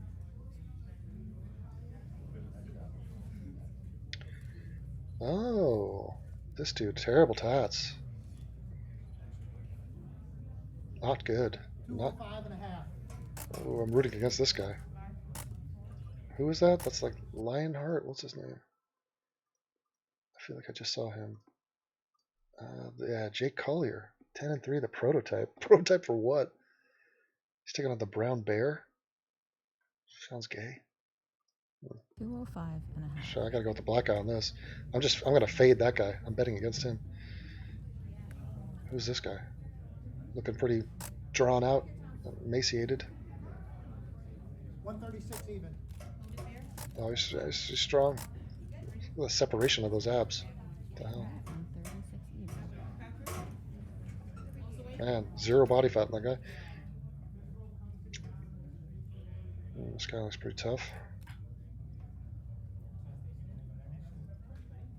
Tom, 14-1. 135.5. Yeah, let's see if he can fight. 135.5.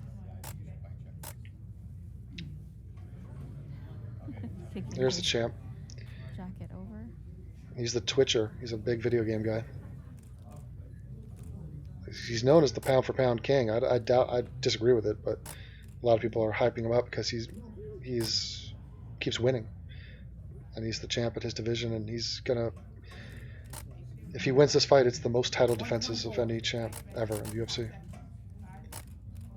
But you can see when he stares down with Wilson Hayes that he's given up size. He's a little guy. Very filled with a lot of energy. Quick as hell. 24, even after having a donut at the media luncheon on Monday. Ah, the Karate Hottie. She's a mother. She's coming off the biggest fight of her career, beating Paige Van Zandt. She's very excited. Takes her daughter to all these things. She's a really cute little Asian kid. Gotta get the socks off. Michelle Waterson was also at the media luncheon. But she's taken on one of my favorite female fighters. And she's weighing in now. Thug Rose Namajunas, who brings her dog. She brings her lovely dog. I saw her in person in Vegas. She's got like this golden retriever. 114.5. Look at her. She's got these this taper here, her back muscles. She's good on the ground, good grappling. She's got a lot of like wrestler strength, good chokes and stuff. Takes the back and she flares this out like a cobra. If you saw it from the back, it's even more pronounced. All right. Michelle Waterson makes 114.5. Oh, this guy looks trouble. Looks like a Mexican or some sort of Latin American drug cartel. He was in at 145.5. Yep, there's a Jesus freak. He definitely speaks Spanish. Oh, Lewis is getting naked. Smoka is very tall for this weight class, so For the guides too. looks like he's barely trying to make this. There's no So reason- just so you know, this is the real weigh-in. This is not for the fans. This is like they actually have to make the weight on this scale. And this is done in the morning, and then they rehydrate, and later on they do it for the cameras. The towel for the dudes and the hoop for the women. There should just be, everyone should use the hoop. Oh, she's for equality in covering up our genitals.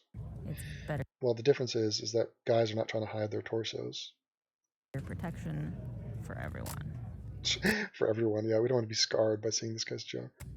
Louis Smolka looks very good. Look at this guy. That guy looks like he belongs in that picture where Jack Ruby's killing Oswald. If you put this guy, look at that. That shirt looks like it comes from that period. Doesn't he look mob affiliated? Trained. 126 even. Total Teamster right there. 126 even. Put your shorts on, young man.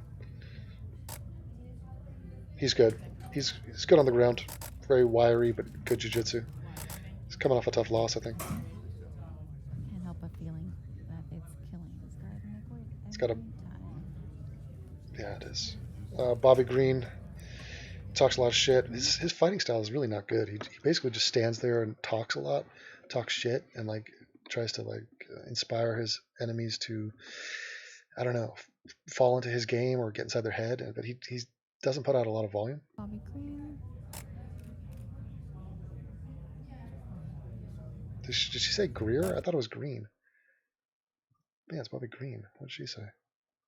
Bobby Green. Yeah, she's fucked up. Look at that. Statue of Liberty's crying. Did you put in the tears after Trump was elected? Well, isn't it 156 even?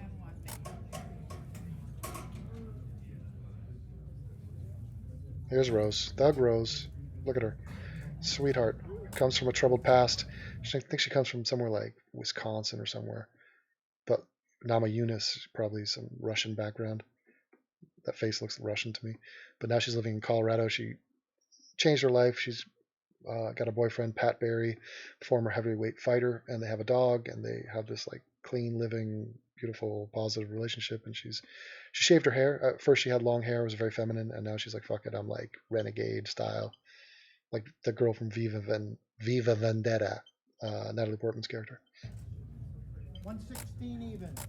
She's always serious, all business at these things, but she's got a real positive, happy personality. Rose is 116. Look at her. So now your co-main event is also set. It's awesome. So the main event and co-main event have both weighed in. Very attractive, Rose. Ah, Aljamain Sterling. This guy's got a pretty impressive physique, very thin waist, a lot of muscles. He's coming off a loss. He lost to Misha Tate's boyfriend, and he got handled. And so he's kind of bought into his own hype, and he's drinking the Kool-Aid. And he's a young guy, so he's brash, and I don't know if he's putting in the work, because this division he's in is no joke.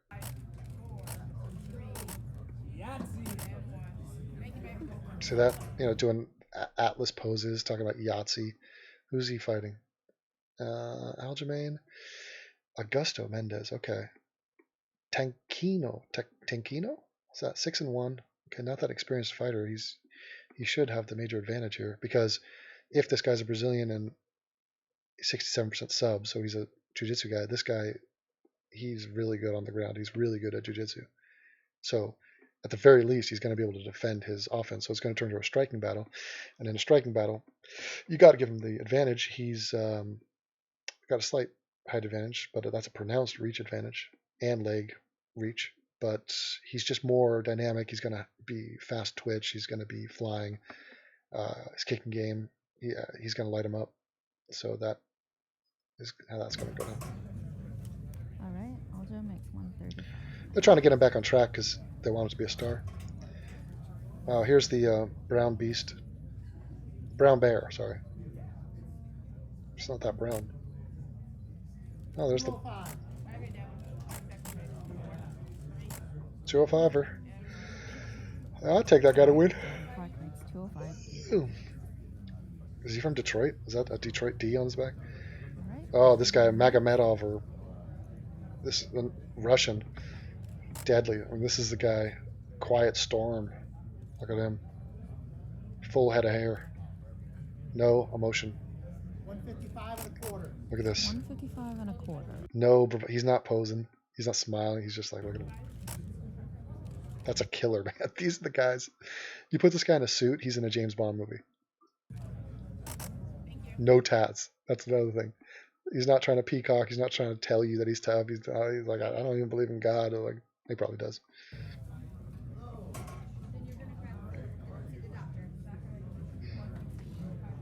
Oh, here's Jacare coming in. Jacare, the alligator man. There he is. Now talk about jiu-jitsu. This guy's that looks like Beetlejuice. He's an absolute monster on the ground. He's going to 186 even. 186 even. Jacare is 186. He's got that weird look. You don't know if he's black or what is he? Is he Asian? He looks alien. Looks like a black guy had sex with an alien. 6 even. Weird shape of his head. Look at that chest hair. What? This guy looks like a fake human. It looks like Julia Roberts' brother. 171 even.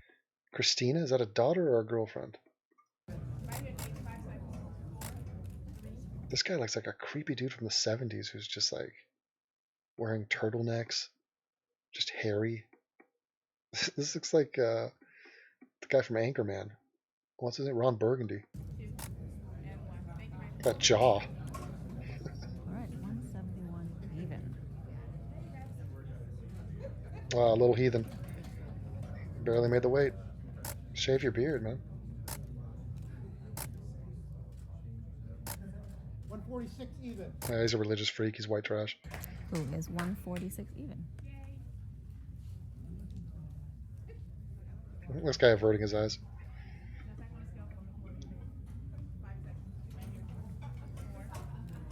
He's vicious, though. He's got a lot of intensity. He takes his white rage.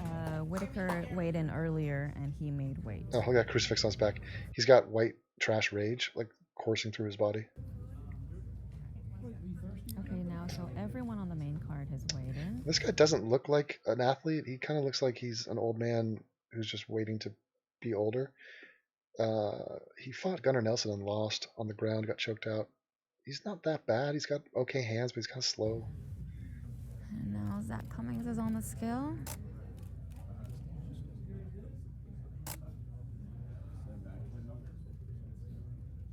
He's not confident he's going to make this weight.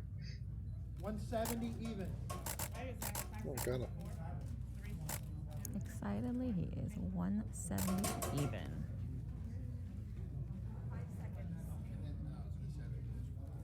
Oh, this guy, he's a All right, Sanchez. after Anthony Sanchez, there will only be 3 fighters left to weigh in. Yeah, he's from The Ultimate Fighter. Good wrestler.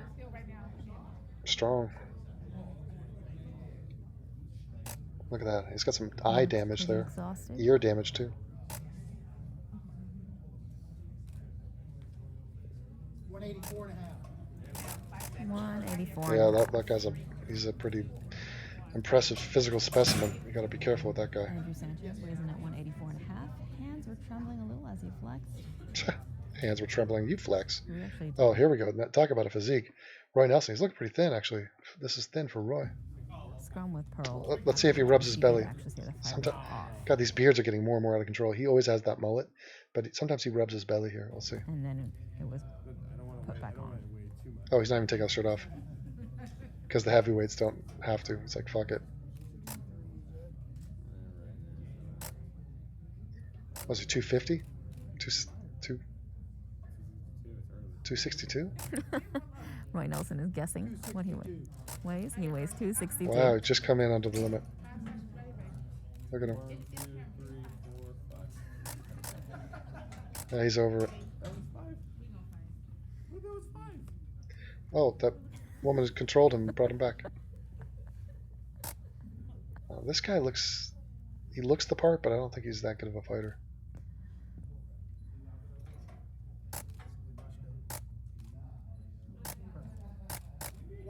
Even. 186 even. Anthony Smith weighs in at 186 even. So now we are just waiting on Alexander Volkov, who, according to that walkie-talkie, is in the can.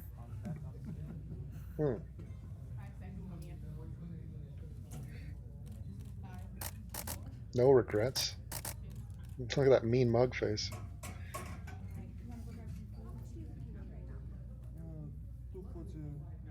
Ooh, this guy's in pain.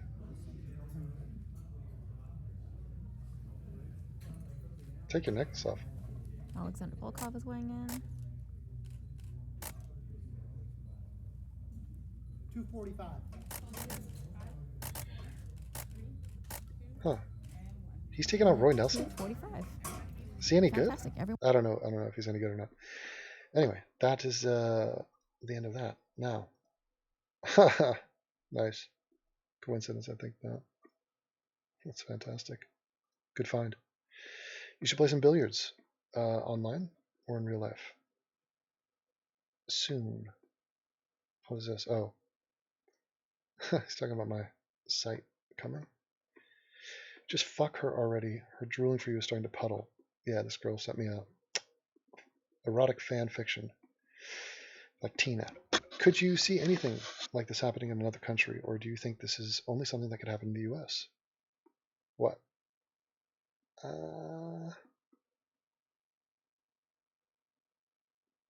know. I don't know what you mean. I listen to anything if I okay. It's great. No, nobody's talking to me. Okay. So I'm going to lay out this video. I've already edited the audio, so I'm just going to lay it out. And I'll play this for you. Slang. Like so many of you out there, I love a good accent. I love it when it's coming from an Eastern European person. I was going to say woman, but I don't want to be sexist.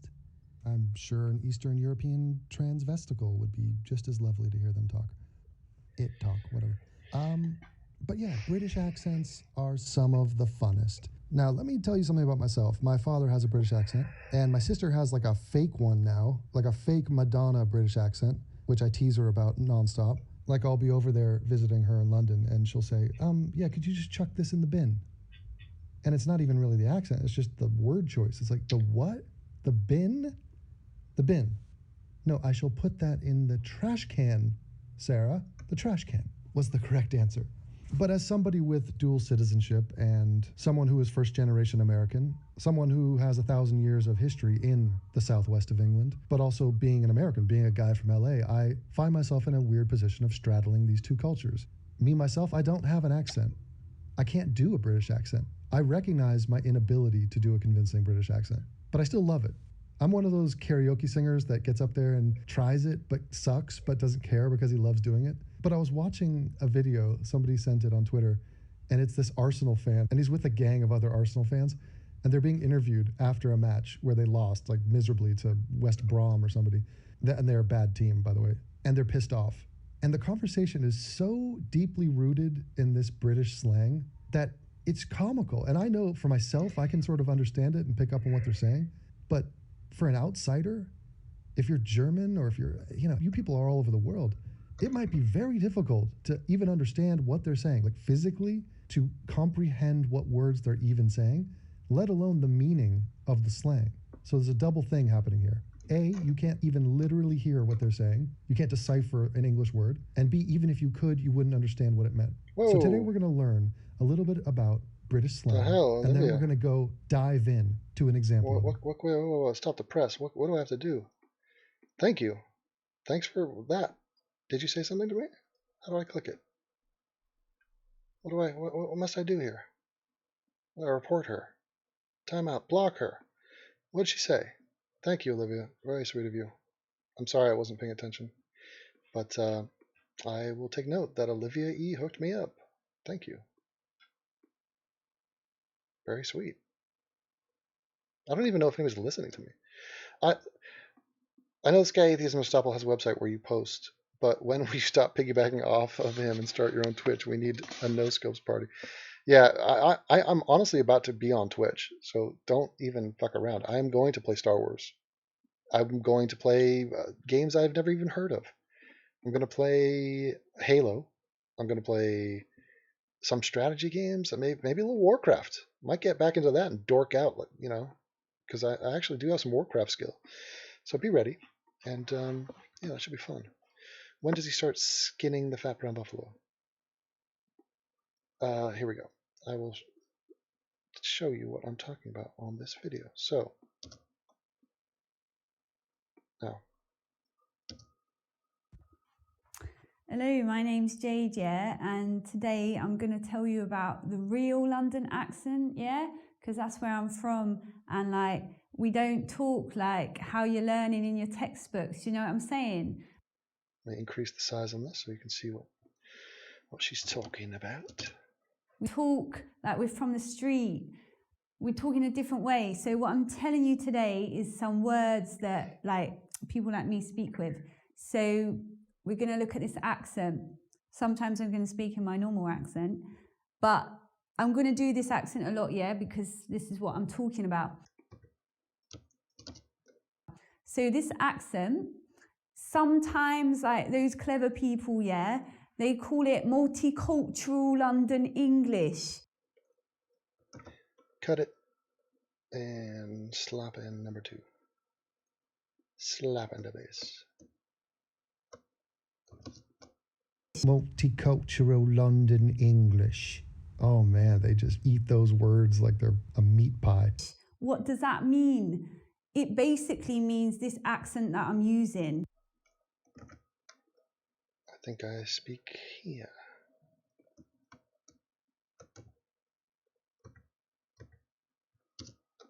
Using. And that is something I hear people say. Basically, they'll start a sentence. Basically, here's what is going on in it. Basically. It's not like the Cockney accent. You've probably heard of the Cockney accent, and that's supposed to be the accent that working class people in London speak with. Everyone's supposed to be a Cockney, but the truth is, like, not that many people speak like Cockney anymore. Now, what do I do here?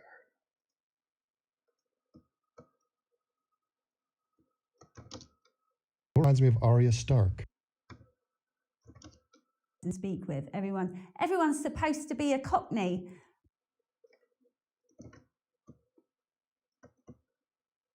That, and then number 5. Bring it in.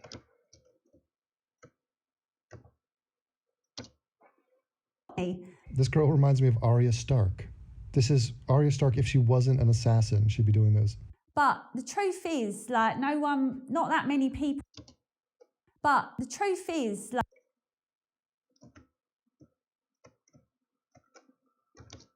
But the truth is. But, that's another one. But, I mean, just the punctuation on that. But, there's no T really. It's almost like a sheep. It's just ba. But, the truth of it is, basically. It's like not that many people. The truth is. Basically. But the truth is, like, not that many people. Not that many people.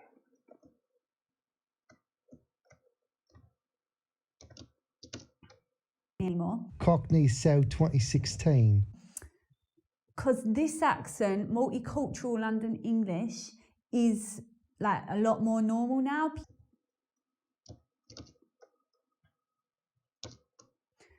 Some people, some rude people, they're calling it Jafaican.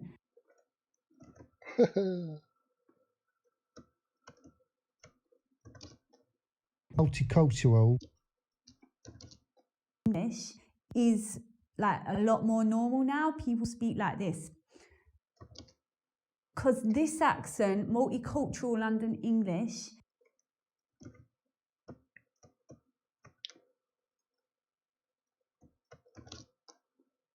cultural, what that means is white genocide. So if you're looking for the Queen's English, it ain't here. Is like a lot more normal now. Save it. Call it Jamaica. Jafaican, I like that. Kamaru, boy. See, because it is from Jamaica. That's the beauty of it. That's where it comes from. And they're talking about the rude boy and the blood. And yeah, man, it's Bob Marley infecting the homeland. It's like Wigger English. It's Wiglish. And they're calling it Jafaican because they're saying that, like, we're trying to sound like we're from Jamaica, but I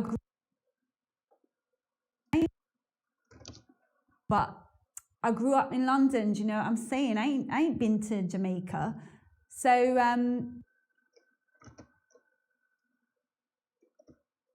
Shit, what did I say here? It's right. I'm trying to sound like we're from Jamaica, but.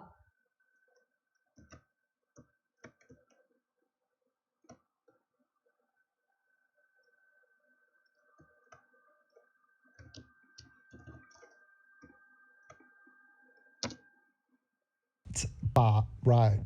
I grew up in London, do you know what I'm saying? I ain't been to Jamaica. So yeah, because Jamaica came back to you, man. That be the truth. Yeah, this is what happened with England. They went out, conquered the world, and then they were like, you know what, this is a little bit too much trouble and you guys seem to be agitated, so we're going to leave now. Bye, thanks, that was fun. They go back to their homes in England and London, and then the rest of the people were like, you know what, since we are still affiliated and since we're part of the empire, translation, we can legally move to your country, why don't we just go to England because it's better there? And so guess what? Everybody's coming to England now, and that's why you have people being born in England. People being born in England named Muhammad, and Indian food around every corner, and we're currently learning about how white English people, every color of English people, are speaking like they're Jamaican.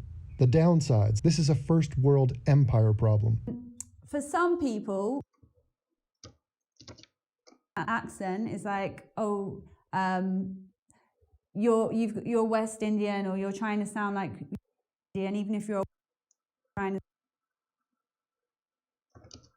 common accent in London now. It's just a really common accent. People have this accent. People have this accent. World empire problem. White people have this accent. World empire problem. It's black people have this accent. White people have this accent. It's just a really common accent in London now. Who speaks with this accent? Here are some people. Ali G, actually, he doesn't really speak with this accent because Ali G's not a real person. Plus, Ali G is a character, and that stuff's about 10 years old now.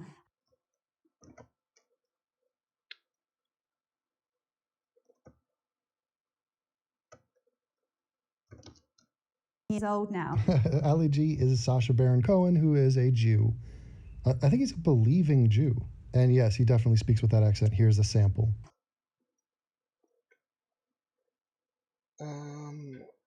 Ali G. Booyaka. The trailer.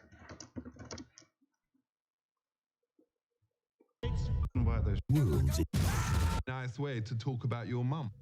Embarrassment to your party and to the people of Staines. That is not a very nice way to talk about your mum.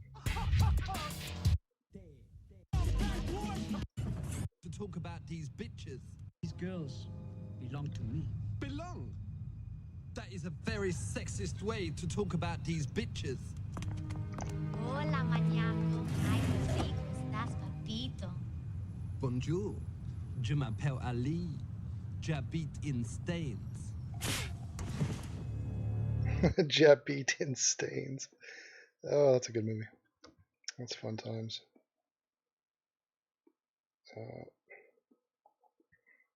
I mean, there's probably a issue. Me ain't got another one now. You the face, it ain't listening. Mátalo! Speak to the hand, cause the face, it ain't listening. Mátalo!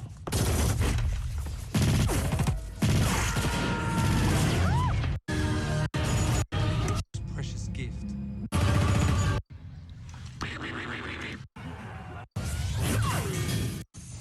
Yo, that's gonna need the two of us. Yeah, let me help you with that.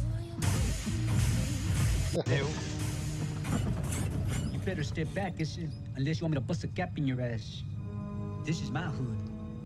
Okay, we'll start there.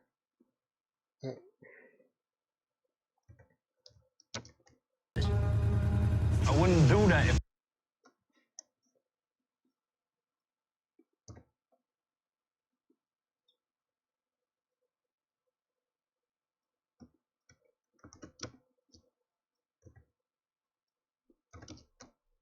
He speaks with that accent. Here's a sample. I wouldn't do that if I was you. You better step back, unless you want me to bust a gap in your ass. This is my hood, and these girls belong to me. Belong? That is a very sexist way to talk about these bitches. Hola, maniaco. Alright, cut it there. And maybe when it was even first made, he doesn't really speak in this accent. It's just an exaggerated version. If you don't know who Ali G is or any of these other people, you can search for them on YouTube and listen to them. These other people, their music people, their music in the UK, Dizzy Rascal.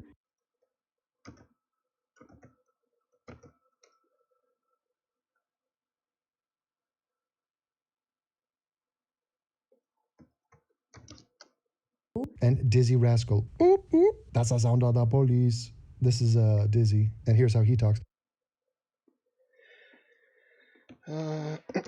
Dizzy Rascal interview. 48 minutes. 54 minutes. I bought a load of dodgy tracksuits as well. I bought a load of dodgy tracksuits as well. Did you? Devin, does it bother you that there are a lot of colors in England now? No, it doesn't bother me. A nice trap question from Mr. Gonzalez. No, I mean, it's been that way for a long time. It's just the numbers and the percentages have shifted. It is what it is. It's, you know, it's really, people really just care about civility. Just be productive, be non-criminal, and nobody really has a problem. As evidenced by, look at the Sikhs and the Indians and their relationship with white English people. Look at Asian people who live in England and white English people. Look at blacks in England. I mean, there's a whole subset of blacks who are just, they're as English as friggin' Harry Potter. You know, so you really got to get more specific and go beyond the easy target of race and color. That's the flattest chest I've ever seen. Just check a bad dancer. What you talking about? What you talking about? Now. I gotta bring in Dizzy. Dizzy Rascal. Coming on in.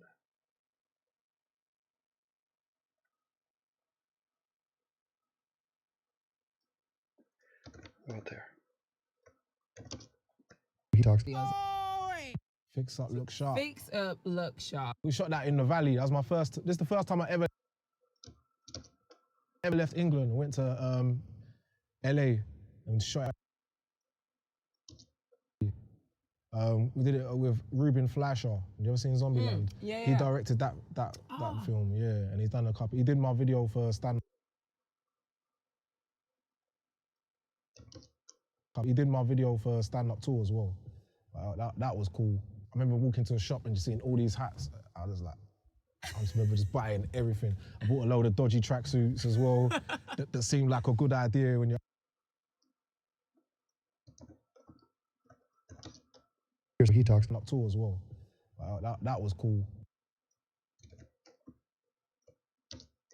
That was cool. That was cool. I remember walking to a shop and just seeing all these hats. I was like, I just remember just buying everything. I bought dodgy tracksuits as well that seemed like a good idea when you're out in Hollywood, and I came back to England and I should have just left them there. There was loads of that.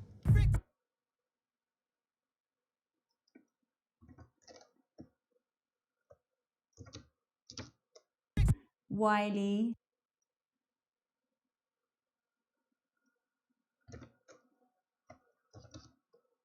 Words that we use when we're speaking English, yeah?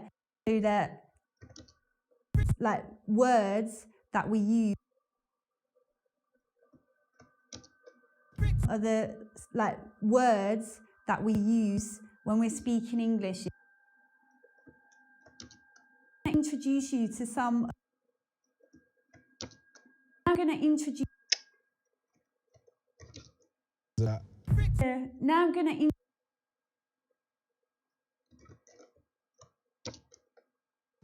Now I'm going to introduce you to some of the, like, words that we use when we're speaking English, yeah? So that.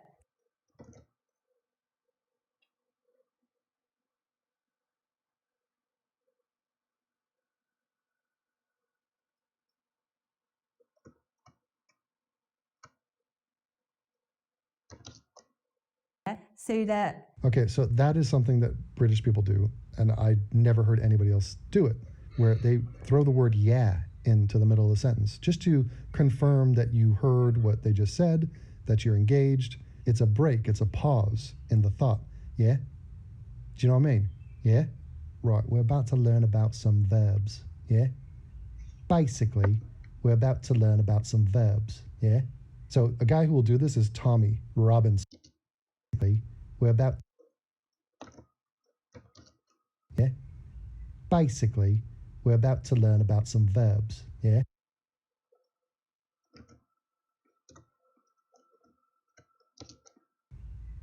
So a guy who will do this is Tommy Robinson.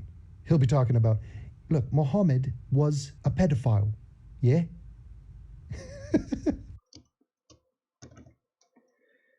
Tommy Robinson. He's the old British bulldog. Now let's download this puppy. Attack. I don't think you should have been on TV like after that. Can you give me one example of what I've said or done that incites hate? Well, just being a part of the EDO and street protesting against the whole of Islam, to me, that's sort of, you know, just. I mean, I'm sure you've heard all these like opinions before, but okay, so because I protested against Islam, you take that as stirring hate. Well, yeah, because if you, for example, if you blame the London attack, the Westminster attack, other things like the Paris attacks on a whole religion, on about 1 billion people, then it's gonna get people to. It's going to incite violence from other people towards, you know, just moderate Muslims. It's amazing that guy is parroting off those regressive talking points. And I'm not even going to insult your intelligence because you know what I would say to this, but wow. And I would love to just ask him, who should we blame? Who should we blame for this? For the Westminster attack? And if his answer is the guy who did it, then we're just going to wander around like zombies. Blind, deaf, and dumb zombies. Just, hey, there's another attack. Who should we blame for that one? The guy who did it. Is there any comment out? No, don't worry about their reasons. Don't worry about their motivations. Don't worry about the same group that they belong to. Because other members of that group didn't do it. So just blame the individuals. Don't see a pattern here. Do not, because if you see a pattern, then that might lead you to take preventative measures from future attacks. And I don't want to do that. I want to minimize. I want to suppress. I want to say that the messengers are the problem, because if somebody's not telling me that there's a problem, then there's no problem. For example. Can I ask you now, what education you have on Islam? Because the problem is, like, when I say, you say, I'm not opposing 1 billion people, I think Muslims are victims of Islam, I'm not against all Muslims, yeah? I've come here today because so many people, what education you have on Islam? Okay, we'll go to 332.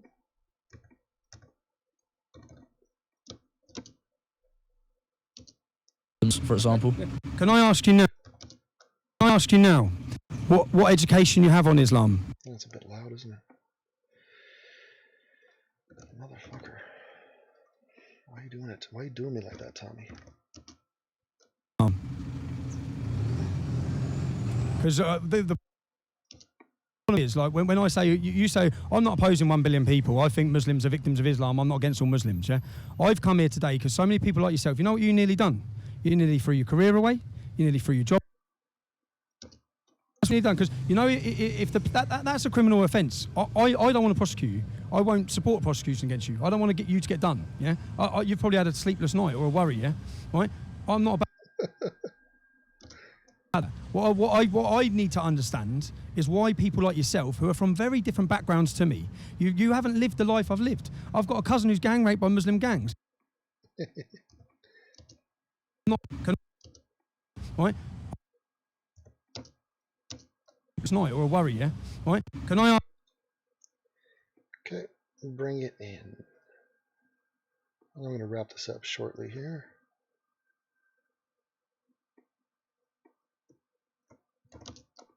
Yeah, you've probably had a sleepless night or a worry, yeah, right? You know what we're saying, when you come to London, when you come to my end, you can say all the things, yeah? So let's have a look at. Okay, I will pause there and we shall wrap this puppy up. It's a pleasure. It's a pleasure doing business with you. Next time, I'm gonna do some hangouts. I'm gonna do some like sort of podcast format, bring people on Skype and chit chat, stuff like that. It could be fun. I want to kiss you, wrap my arms around your hot body, my legs around your waist, and ride you until we are both exhausted. I want to feel you inside me, your hands all over me, my lips on your mouth.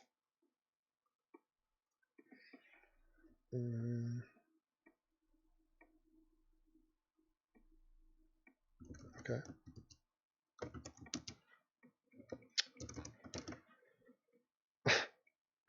Thoughts on Bill Burr?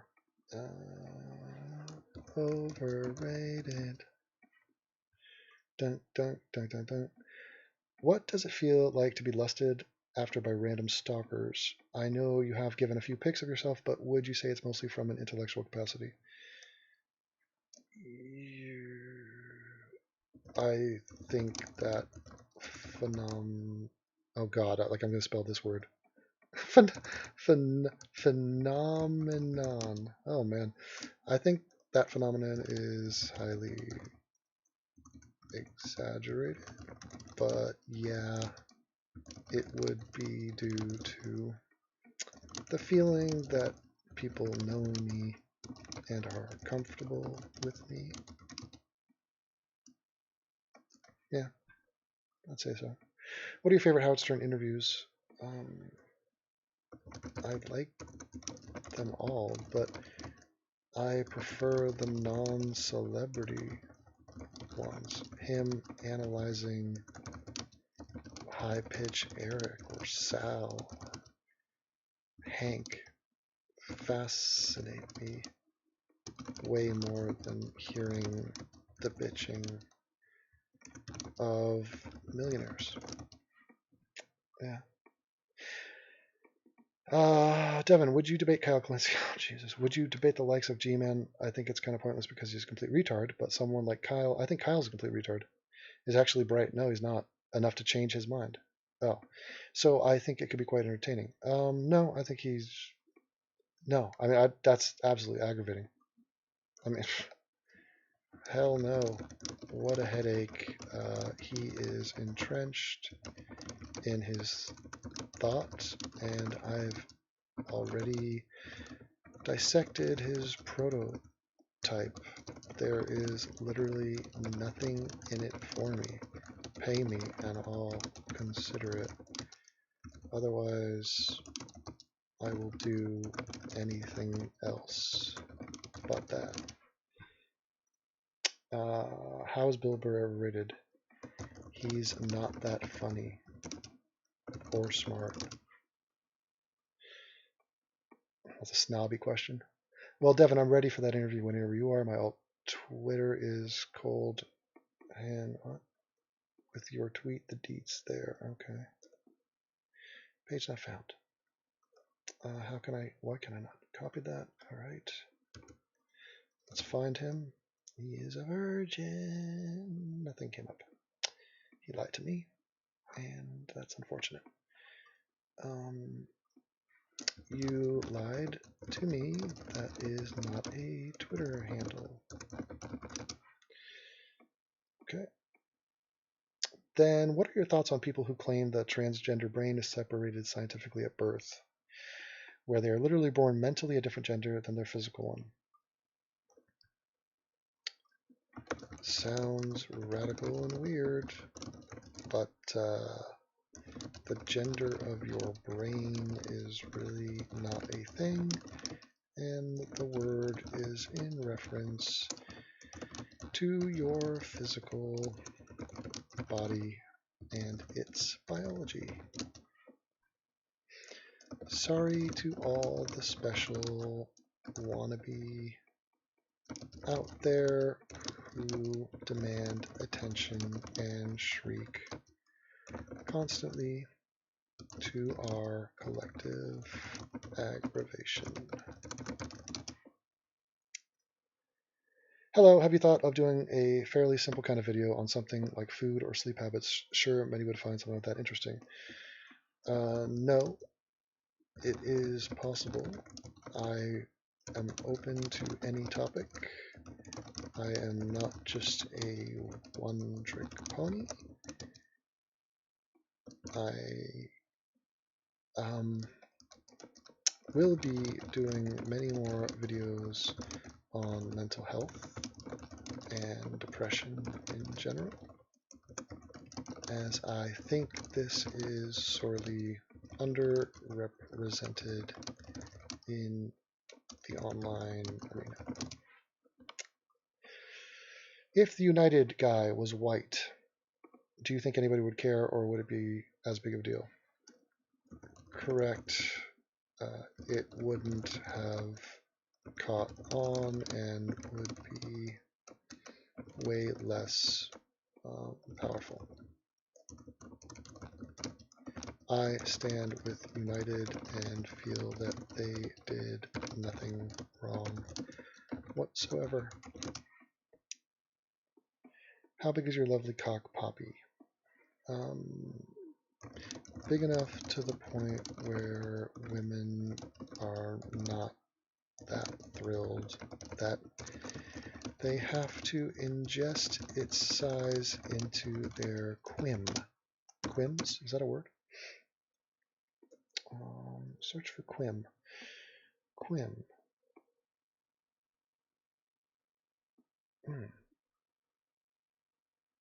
Quim is a valid... What is quim? Why do I think quim is a word? Quims? Maybe just quim. Quim slang. A vulgar term for women's genitals, yes. Specifically the vagina. Slang for female genitalia. Vulva, vagina. Aha. Coarse and disparaging use for females collectively. Oh, okay. Wow. British slang. There you go. Dropping it on their heads. What are your thoughts on people who find watching sports boring? There are some sports that this is valid, but in general, you really need to have played the sport or be a fan or have a vested interest in the game at hand. Otherwise, it sort of makes sense. You said you disagree. Oh, okay. Anyway, if I went to Germany, would I be able to get a chance to meet with you? Depends primarily on your cup size and the perkiness factor of your chest sacs. If there is a will, there is a way.